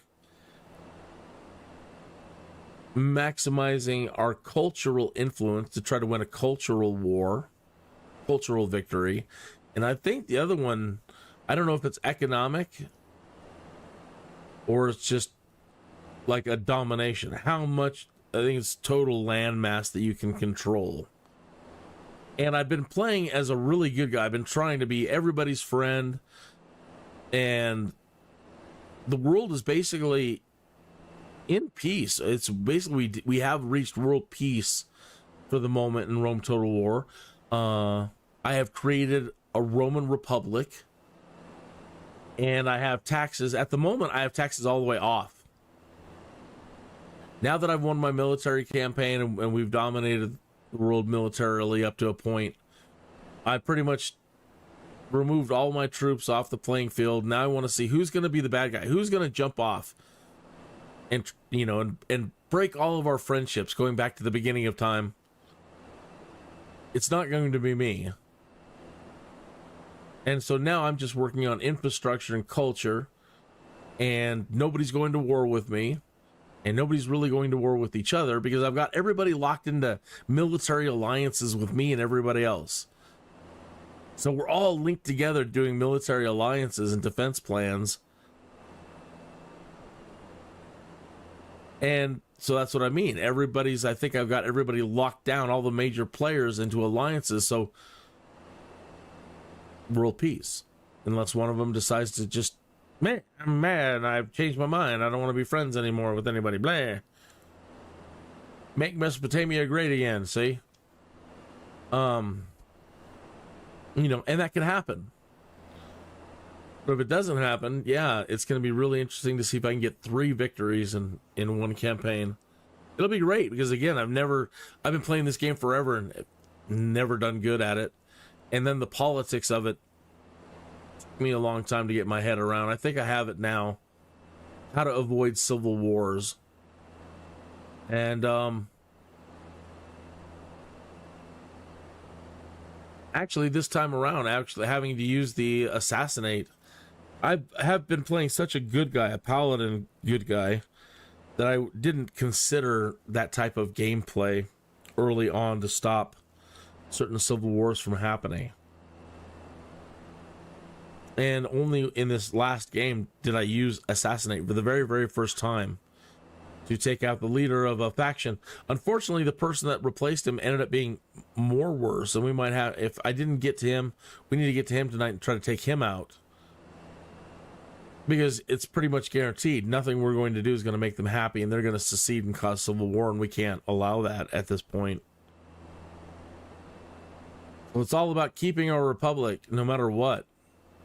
And I'm weeding out corruption all over the place. And again, no taxes. All of our trade, all of our commerce is making so much money, which that's the way it's supposed to work, that you can continue to lower taxes down. Now, governments hate giving up power and money. And that's not the way I see working in government. You're a steward and you can't think about money. You can't be that way. If you're making enough money to pay all the bills with just your economy, and you're making profit on top of that, and you can and turn off taxes all the way, and you're still making money, then you're the greatest emperor ever, which I currently am. I'm hoping I can continue to now grow these cities so more trade is happening. By the way, it'll be interesting to see what happens. That'll be at 5 p.m. tonight.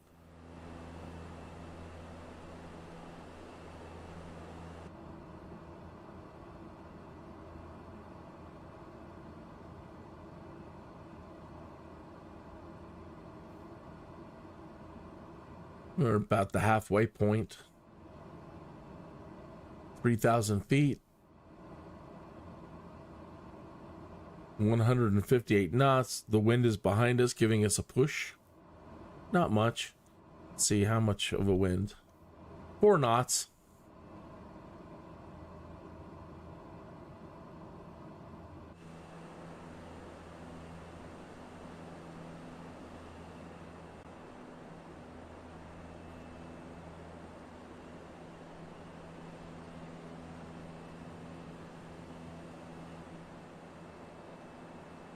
Everywhere we've flown in the world, I've said, man, I would love to have a house there. I would love to live there. That would be beautiful. Everywhere, even some of the scariest, weirdest looking places. Every place on this earth, there's areas that are just so amazingly beautiful. Every place is beautiful. Some areas just like this, particularly more beautiful than other places. Wow. And there again, there's just, I mean, for you to be able to say, yeah, I think I'd like a house over here. It's not like they've run out of land for you to consider that at all. As far as if I was to pick up and tell the wife today, you know what, we're going to be moving to the north of Spain, and I'd like to buy a house near some old fishing villa.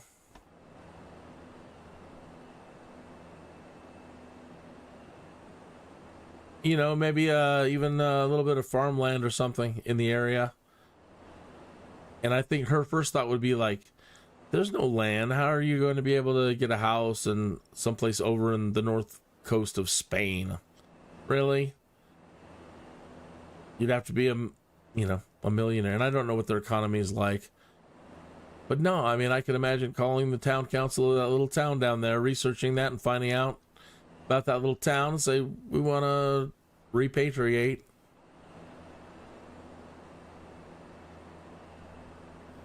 Or at least have a nice house there for winter.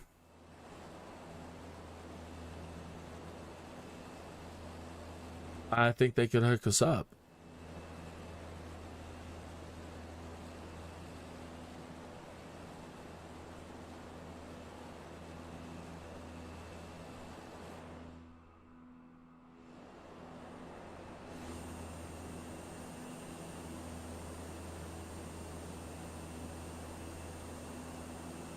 In this view, you can see me and my co-pilot, which is just a copy of me.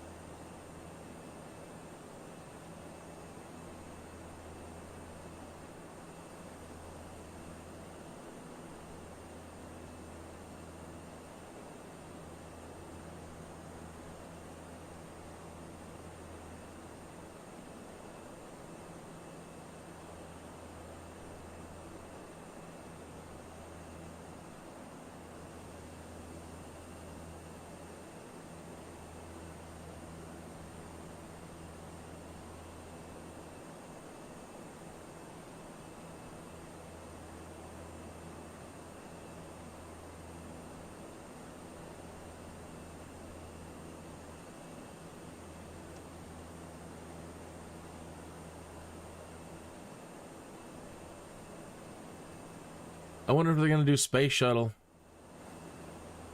I wonder if we'll be able to go to the moon.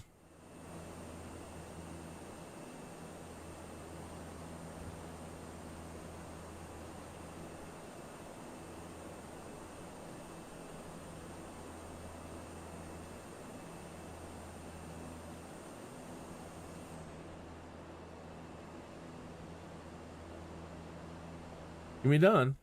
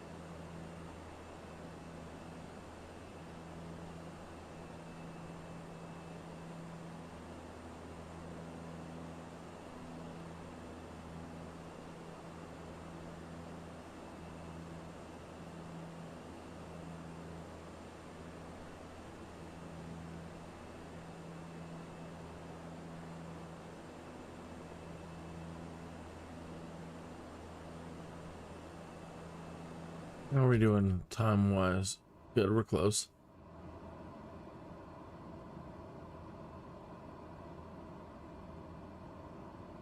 "15 minutes.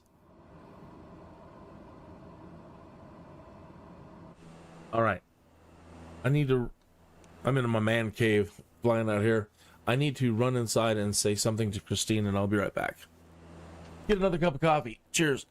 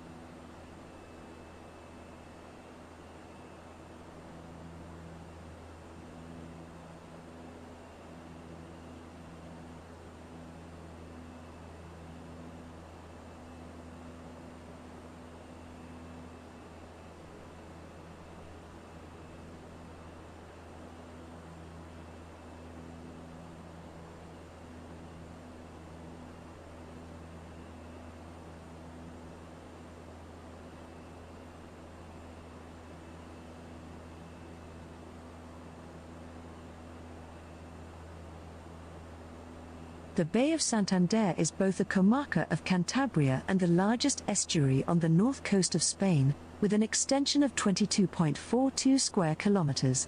Due to the influence of Santander and its metropolitan area, nearly half of the population of the autonomous community of Cantabria is gathered around it, which makes the anthropic pressure on this area of water quite notable. The entrance to the bay is lined by the Sardinero beaches, where the Isle of Moru with its lighthouse can be found. The access to its interior is through a narrow channel of water between the Magdalena Peninsula, near to which are the and the sandbanks of a long series of beaches and dunes that protect the tranquil inner waters of the bay. The morphology of the bay has suffered important changes in the last centuries.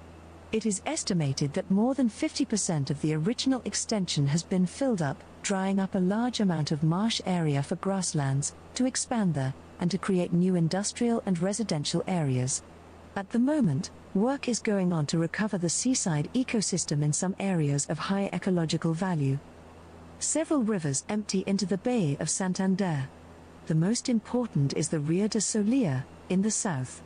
The Rio de San Salvador empties in the center of the bay via the Rio de Astillero, while in the east flow the Rios of Carmen and Reyos. To the west is the Rio de Cubas, which is the mouth of the Mira River. The Santander Bay is formed by a diaper generated during the Alpino-type orogeny of the Tertiary period. Its materials are composed of clays and salts that ascended, taking advantage of the faults.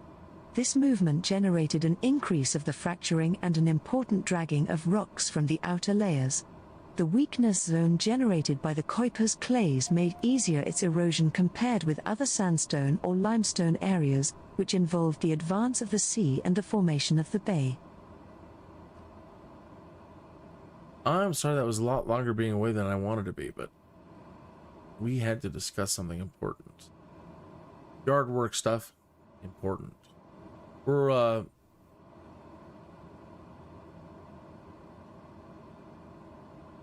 old, so things that need to be done in the yard are a big deal. Trees and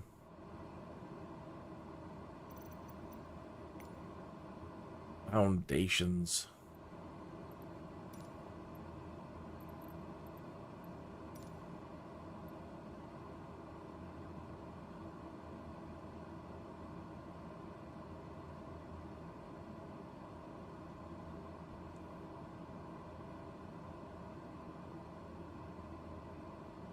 Fly straight in, runway 29.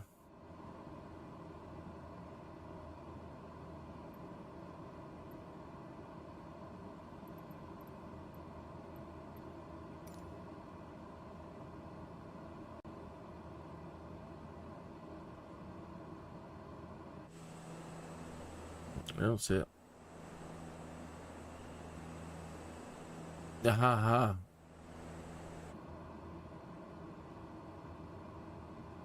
Got all the lights up too high. It's starting to slow down.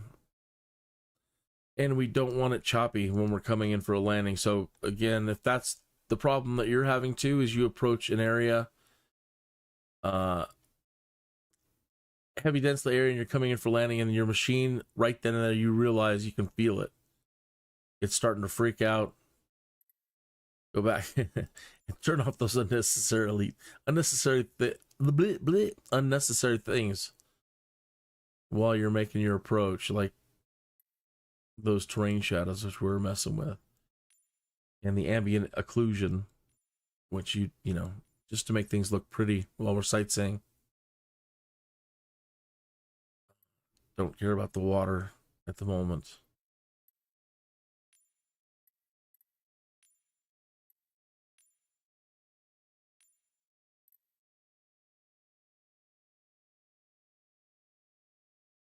I really don't care about the clouds at the moment. I like the buildings to be a little bit low.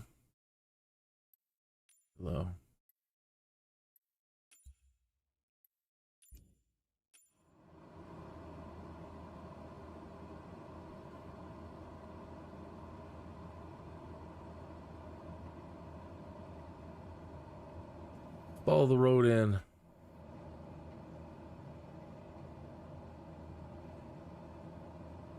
You know, people are talking about climate change and people need to move, and I get that. But in a case like over here, we're talking about over time, these areas have filled in with sediment and opened up new grasslands and economic industry, and, you know, so in the changing environment, it opened up opportunities. And so we think about places that are like, well, the climate change over here, it's everything's dried up and you can't do anything. Well, while it is dried up, and, you know, look at the positives, you know, it's now more conducive to, again, maybe mining and industry until things change again. And so, you know, instead of looking at everything as always just a negative thing,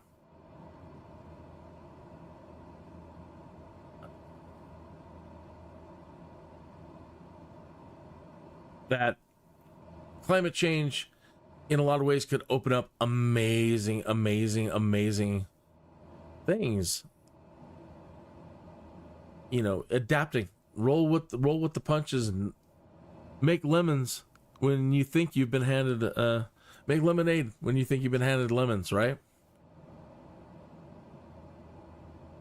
Changes, it's always happened. It's always, we've been always in a state of change. Everything changes. We're, you know, hurtling through space and cosmic forces. Literally god-like levels of cosmic power. Literally are the things that are in control. They're, the way I understand things, there are very few things in space that are not connected. The first thing you need to do is realize that everything is connected. There is a force. Oh my God, he's talking about the force, Luke. No, it's the electromagnetic force. Operates in the spaces between everything, right? I think this is now 100% proven. They've given them the name, one of the names, Birkeland currents. Birkeland currents are the electrical connections between everything in space. Everything has some sort of connection to everything else, electrically, electromagnetically. That's what I mean. So few things in the universe are literally in their own little bubble or disconnected. That's the first thing. They made it seem when we were growing up that it's just empty. There's nothing between. There's, you know, we exist literally in a bubble. And that's why it's easy to believe in, like, oh my God, we're causing all this climate change and we're not a bubble.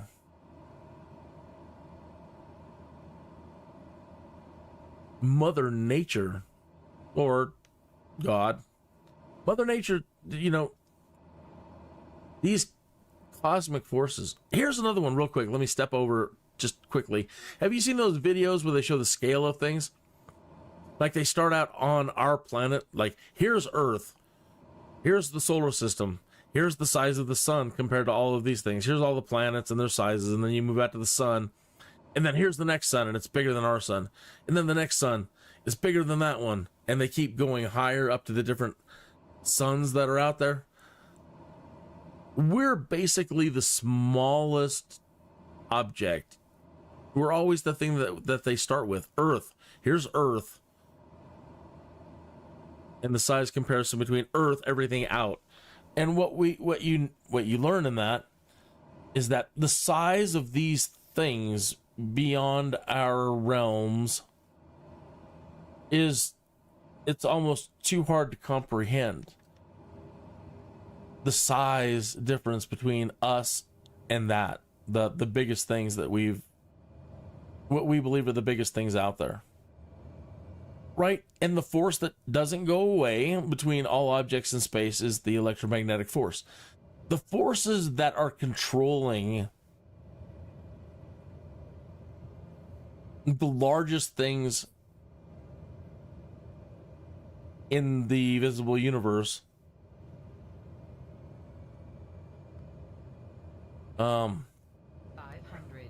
when it comes down to us at this level,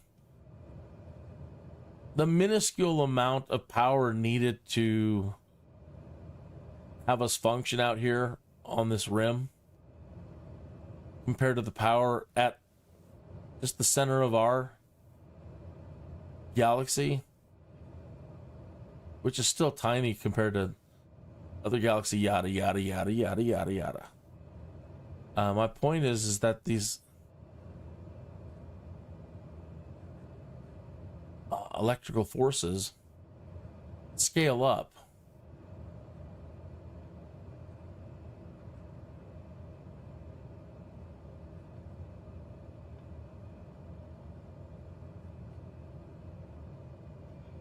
Where am I going with a concept like that? Scaling up. I think it has to do with faster than Nice landing, pilot. faster than light travel. In our potential to do that. Transporter from dispatch. Clear the runway and taxi to parking. I've heard some pretty goofy things about how to accelerate a spacecraft to at least 1% the speed of light. It's the goofiest crap. Like the 3-body solution. I guess it's not that goofy. But, you know, if they were real scientists, you know, they were not, you know, people talking about using nuclear bombs in space to propel yourself. Just the logistics of it all. When there are electric superhighways connecting everything in space, and the power of these currents in areas just gets bigger and bigger and bigger and bigger and bigger and bigger and more powerful and can move you faster. So the idea that if you go faster than the speed of light, you go backwards and forwards in time, you know, I think I'm sticking with scientists like Nikola Tesla, who said back in by 1917 they had mapped the speed of these electric currents around the center of our galaxy at 50 times the speed of what they were able to broadcast technologically.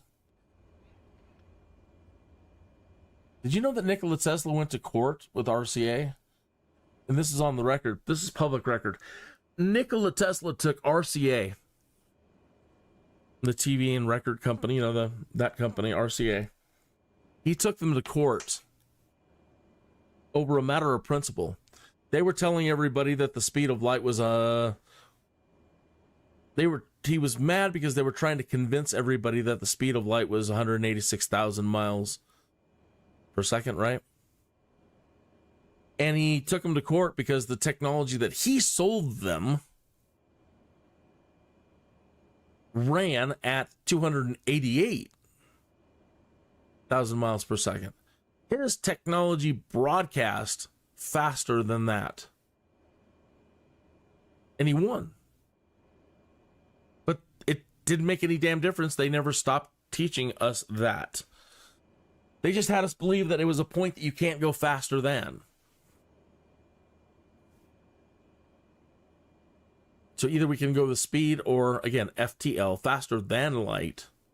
How do you go faster? Anyway, these currents, the power, the potential in these currents is cosmic.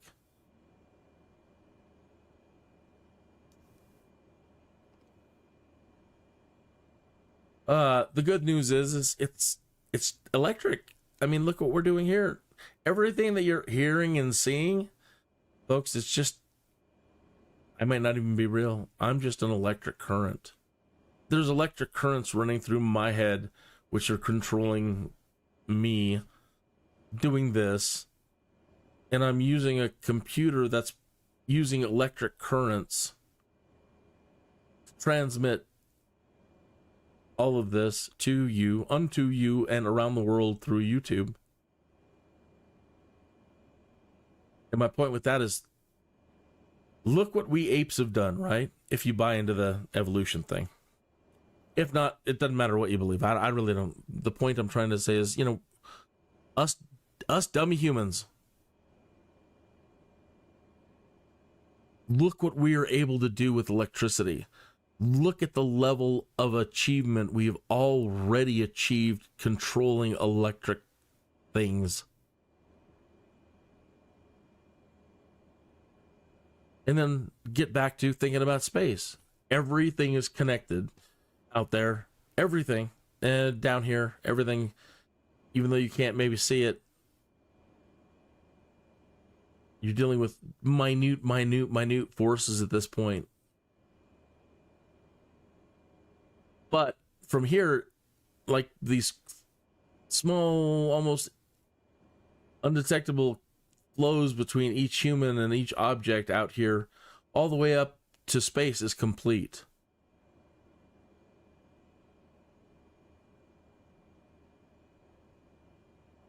And again, the magnitude increases. The potential of the current and the potential in the current, the electric potential, gets stronger and stronger and stronger and stronger and stronger and stronger. The electric force, the force of electromagnetism is a billion,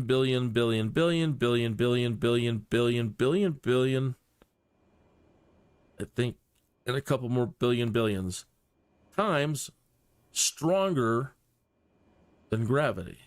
Gravity itself is most likely the end result of the electric pull going on in everything. Okay, so my point is you're not disconnected from everything out there. So we down here at the smallest electrical potential, we're already able to do this.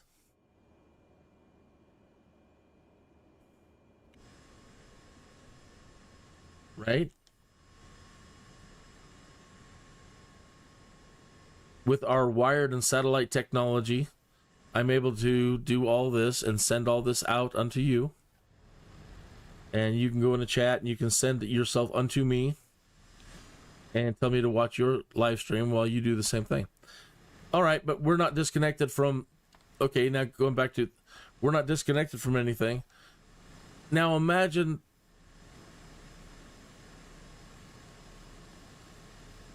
a being at the highest, the largest thing there is, and the potential is still enveloping that and connecting that all the way down to us, going back up to that. If we can do this with computers and electric currents and our electric devices, imagine a being up at the highest level, the greatest orders of power, and electrically, physically, what they can do with their electronic devices.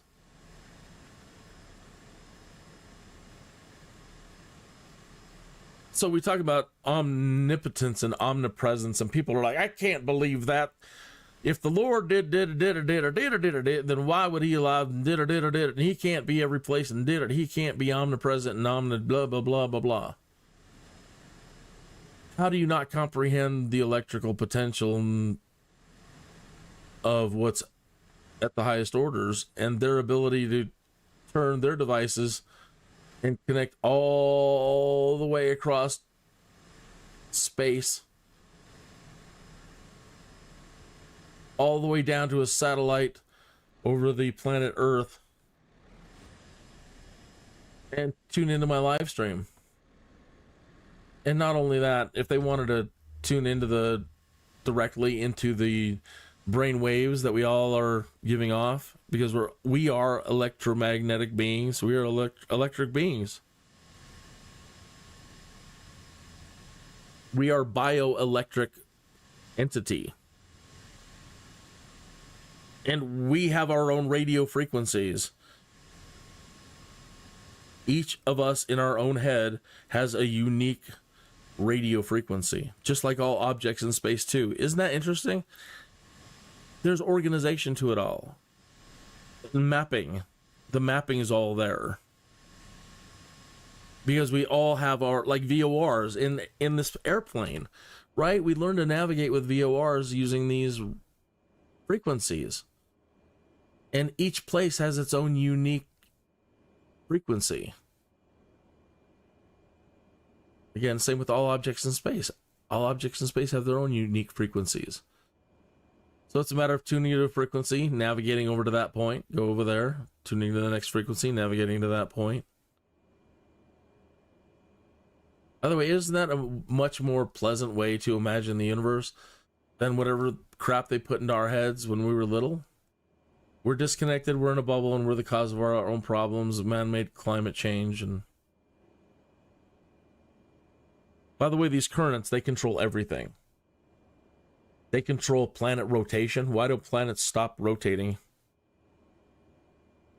What is causing planets to rotate? The electric currents. Electric currents make things rotate.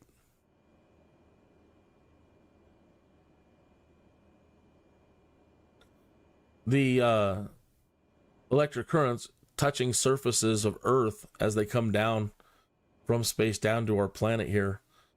In the laboratory, where electric currents roll over terrain out here in the Earth, it causes terrains to rise and to lower based on their structure.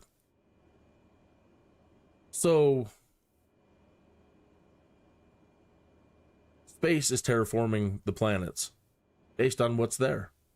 Space is terraforming, so it's controlling spacing, it's controlling terraforming. The weather that it generates around a planet and gamma rays and everything coming in from space, that generates weather.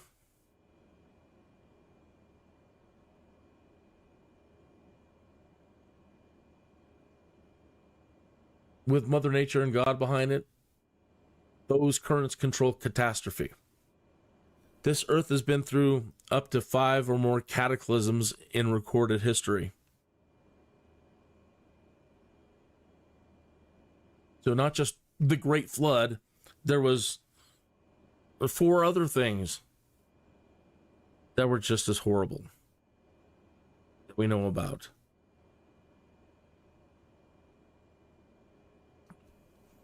It doesn't matter what we do. This idea that you buy into, I mean, it's one thing to be a great steward of the planet and say, let's be as steward worthy as we can and try to do things with, less pollution and blah, blah, environments in mind and building with this in mind. And let's think about the most beautiful way to build things and take care of things and do things on this planet as we go about our work. But forcing everybody to go that way too, to go green and, stop flying jets and stop mining and stop all these things. We are here to learn. We are here to learn. We're here to get to this in space. We're here to be able to move about space in a fast way. But this Earth is here to teach us. It's here for us to learn and to use to survive, and she'll be just fine. The Earth will be just fine. Going back to all the open space that we see on every one of these flights. We literally are like bugs. We can occupy large spaces, but by no means have we covered this planet. We're not Borg.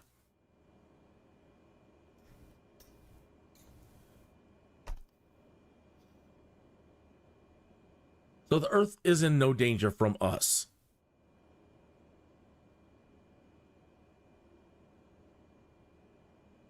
So we could allow these people that have agendas that, or you know, that feel that extreme about things, that they would want us all to pretty much go back to the Stone Age, no cow farts, no eating meat, no nothing.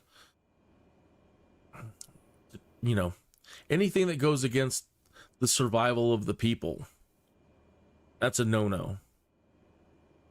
We're here to learn from the planet. We're here to do what we need to survive.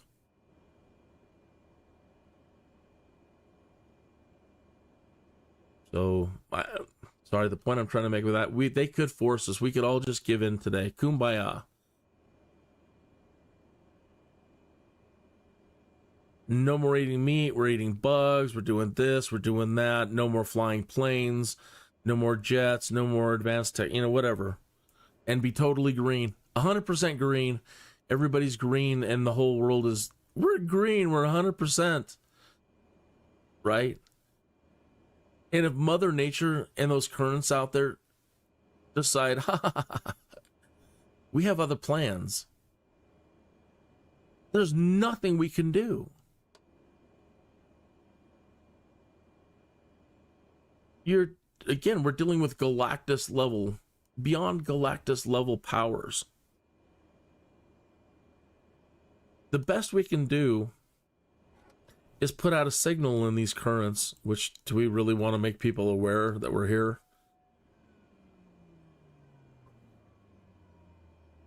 You know, and just saying, hey, please don't kill us. We're trying to do the best we can down here. You can open the doors and begin the disembarkation. And why would you want to come down here and mess with us bugs anyway? Really? You know, we're doing the best we can. So if you could send a current down here to stop rotating our planet to catastrophe, we'd really appreciate that. And if you could take some of the bad people... You just stop right there. Transporter from dispatch. Another passenger mission completed. Thanks, and bye. Great. You can start your engine now.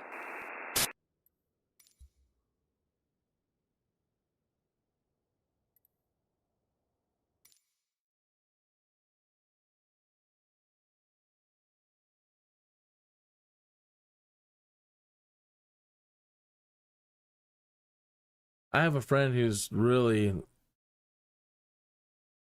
in despair, in a bad way, really in despair about everything that's going on in the world right now. And it weighs on him so heavily, it's soul crushing. And after speaking to me recently, he says, you know what? I know that we both feel the same about a lot of things going on in the world, but you actually fill me with hope.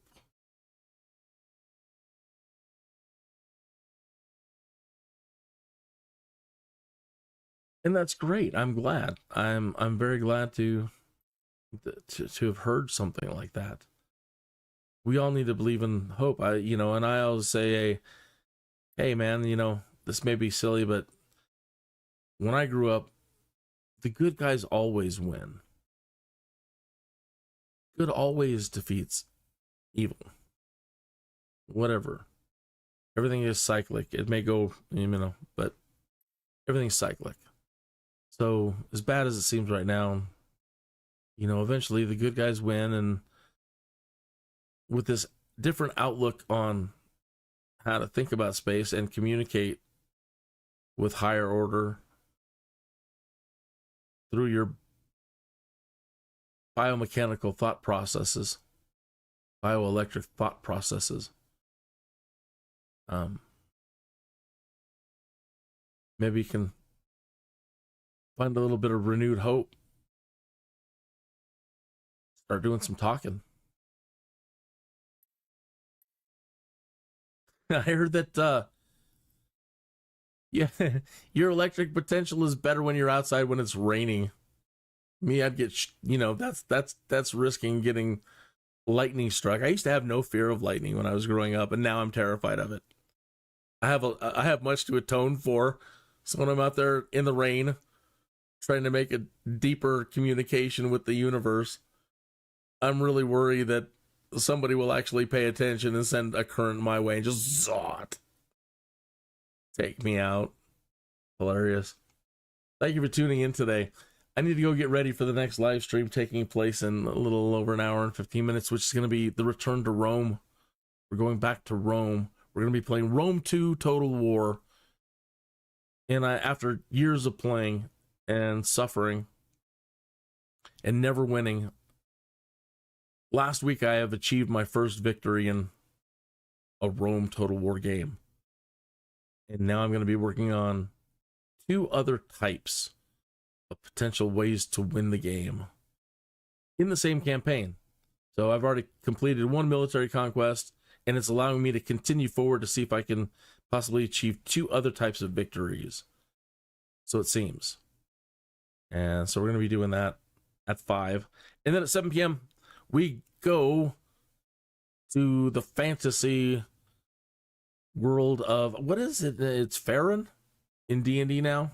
They got rid of Greyhawk. 5th edition Baldur's Gate, 5th edition Dungeons and Dragons in Baldur's Gate 3 at 7 p.m., where we're finally nearing the end of this amazing campaign. And we're at the end game, and we're fighting one of the last, the last 3 to 5, I think, major bosses in the game. And we're going to be, I'm going to be trying to replicate a win against her that I had this weekend in tonight's show, and demonstrate that she's not that scary. Everything seems scary until you beat it once, and then it doesn't seem so scary. I'm going to try to alleviate some more of your fear tonight if you're having a problem with that. So far, only 17.9% of people have managed to beat her quickly, and so I got an award for that. Okay, let me shut this down. Let's look at how much. We have 1,298 hours. It's not a lot. Some people are blown away and like, oh my gosh, how do you ever find the time? And to me, I see other people, and it's just, numbers too low. Should be at 3,000 already. Okay. And let me go over here and save our backup. Today went well. Made a good amount of money.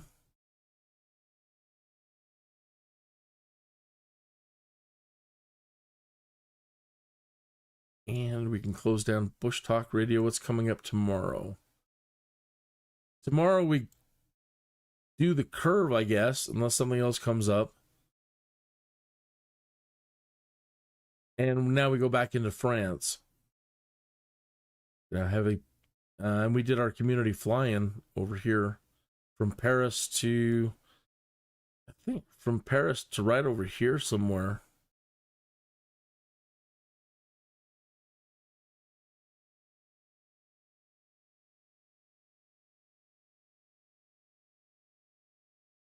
All right, so it's been good travel so far. I went from Germany all the way down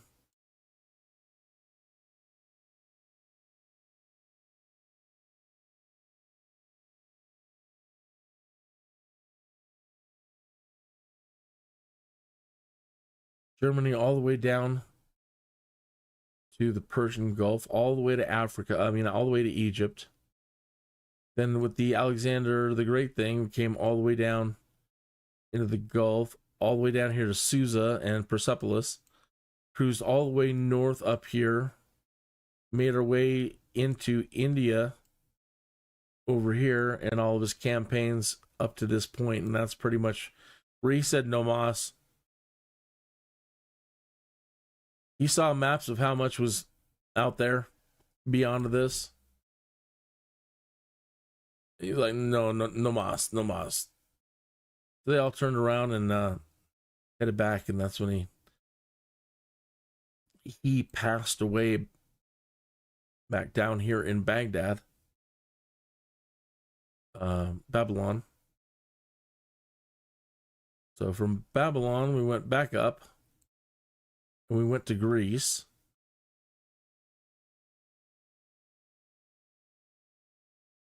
Made to Sparta, went all around Greece.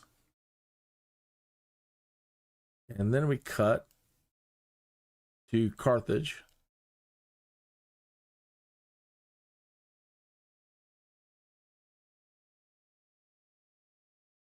From Carthage, we came back over here, made our way up to Rome through here.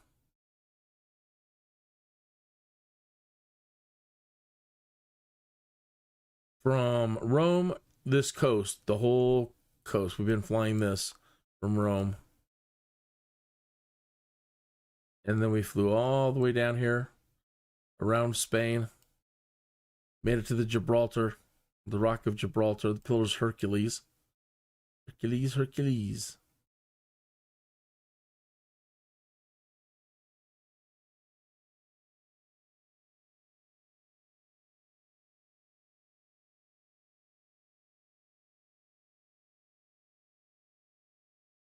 And finished cruising around Spain, a lot bigger than I thought.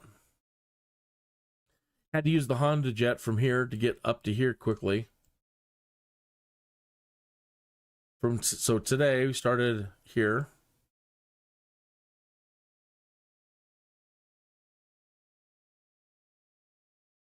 And made our way around the top. And there we are. So we're doing pretty good. I've really enjoyed it so far. My first time using the simulator to fly outside of the United States. I took my first 3 years of the simulator incredibly seriously. 4 if you count during the alpha. And I confined myself in my training to my home airport for the most part. And did everything the way you're supposed to do it. So at your home airport, you train up, and then you start doing your solos, then you start doing cross countries, then you start doing longer and longer and longer and longer cross countries, and then you start going international. And that's what we're doing now. That's how we ended up over here. It all worked out well with Henning and Hans showing up, giving me a real reason to transition over to Germany. Okay. It's a little bit odd doing everything on one screen at the moment. I've window after window overlapping each other.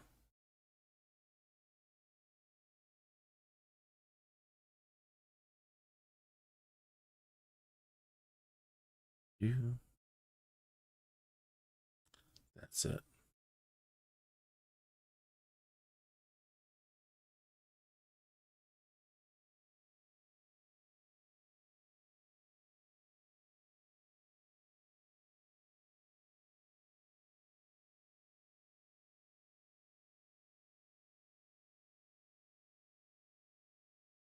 So unprofessional. Okay, so I'm off to create some ROME2 Total War artwork, cover art for the next show in an hour. So if you want to join me, I'll see you then. 7 p.m. Baldur's Gate, and then tomorrow we'll try to pick it up same time, and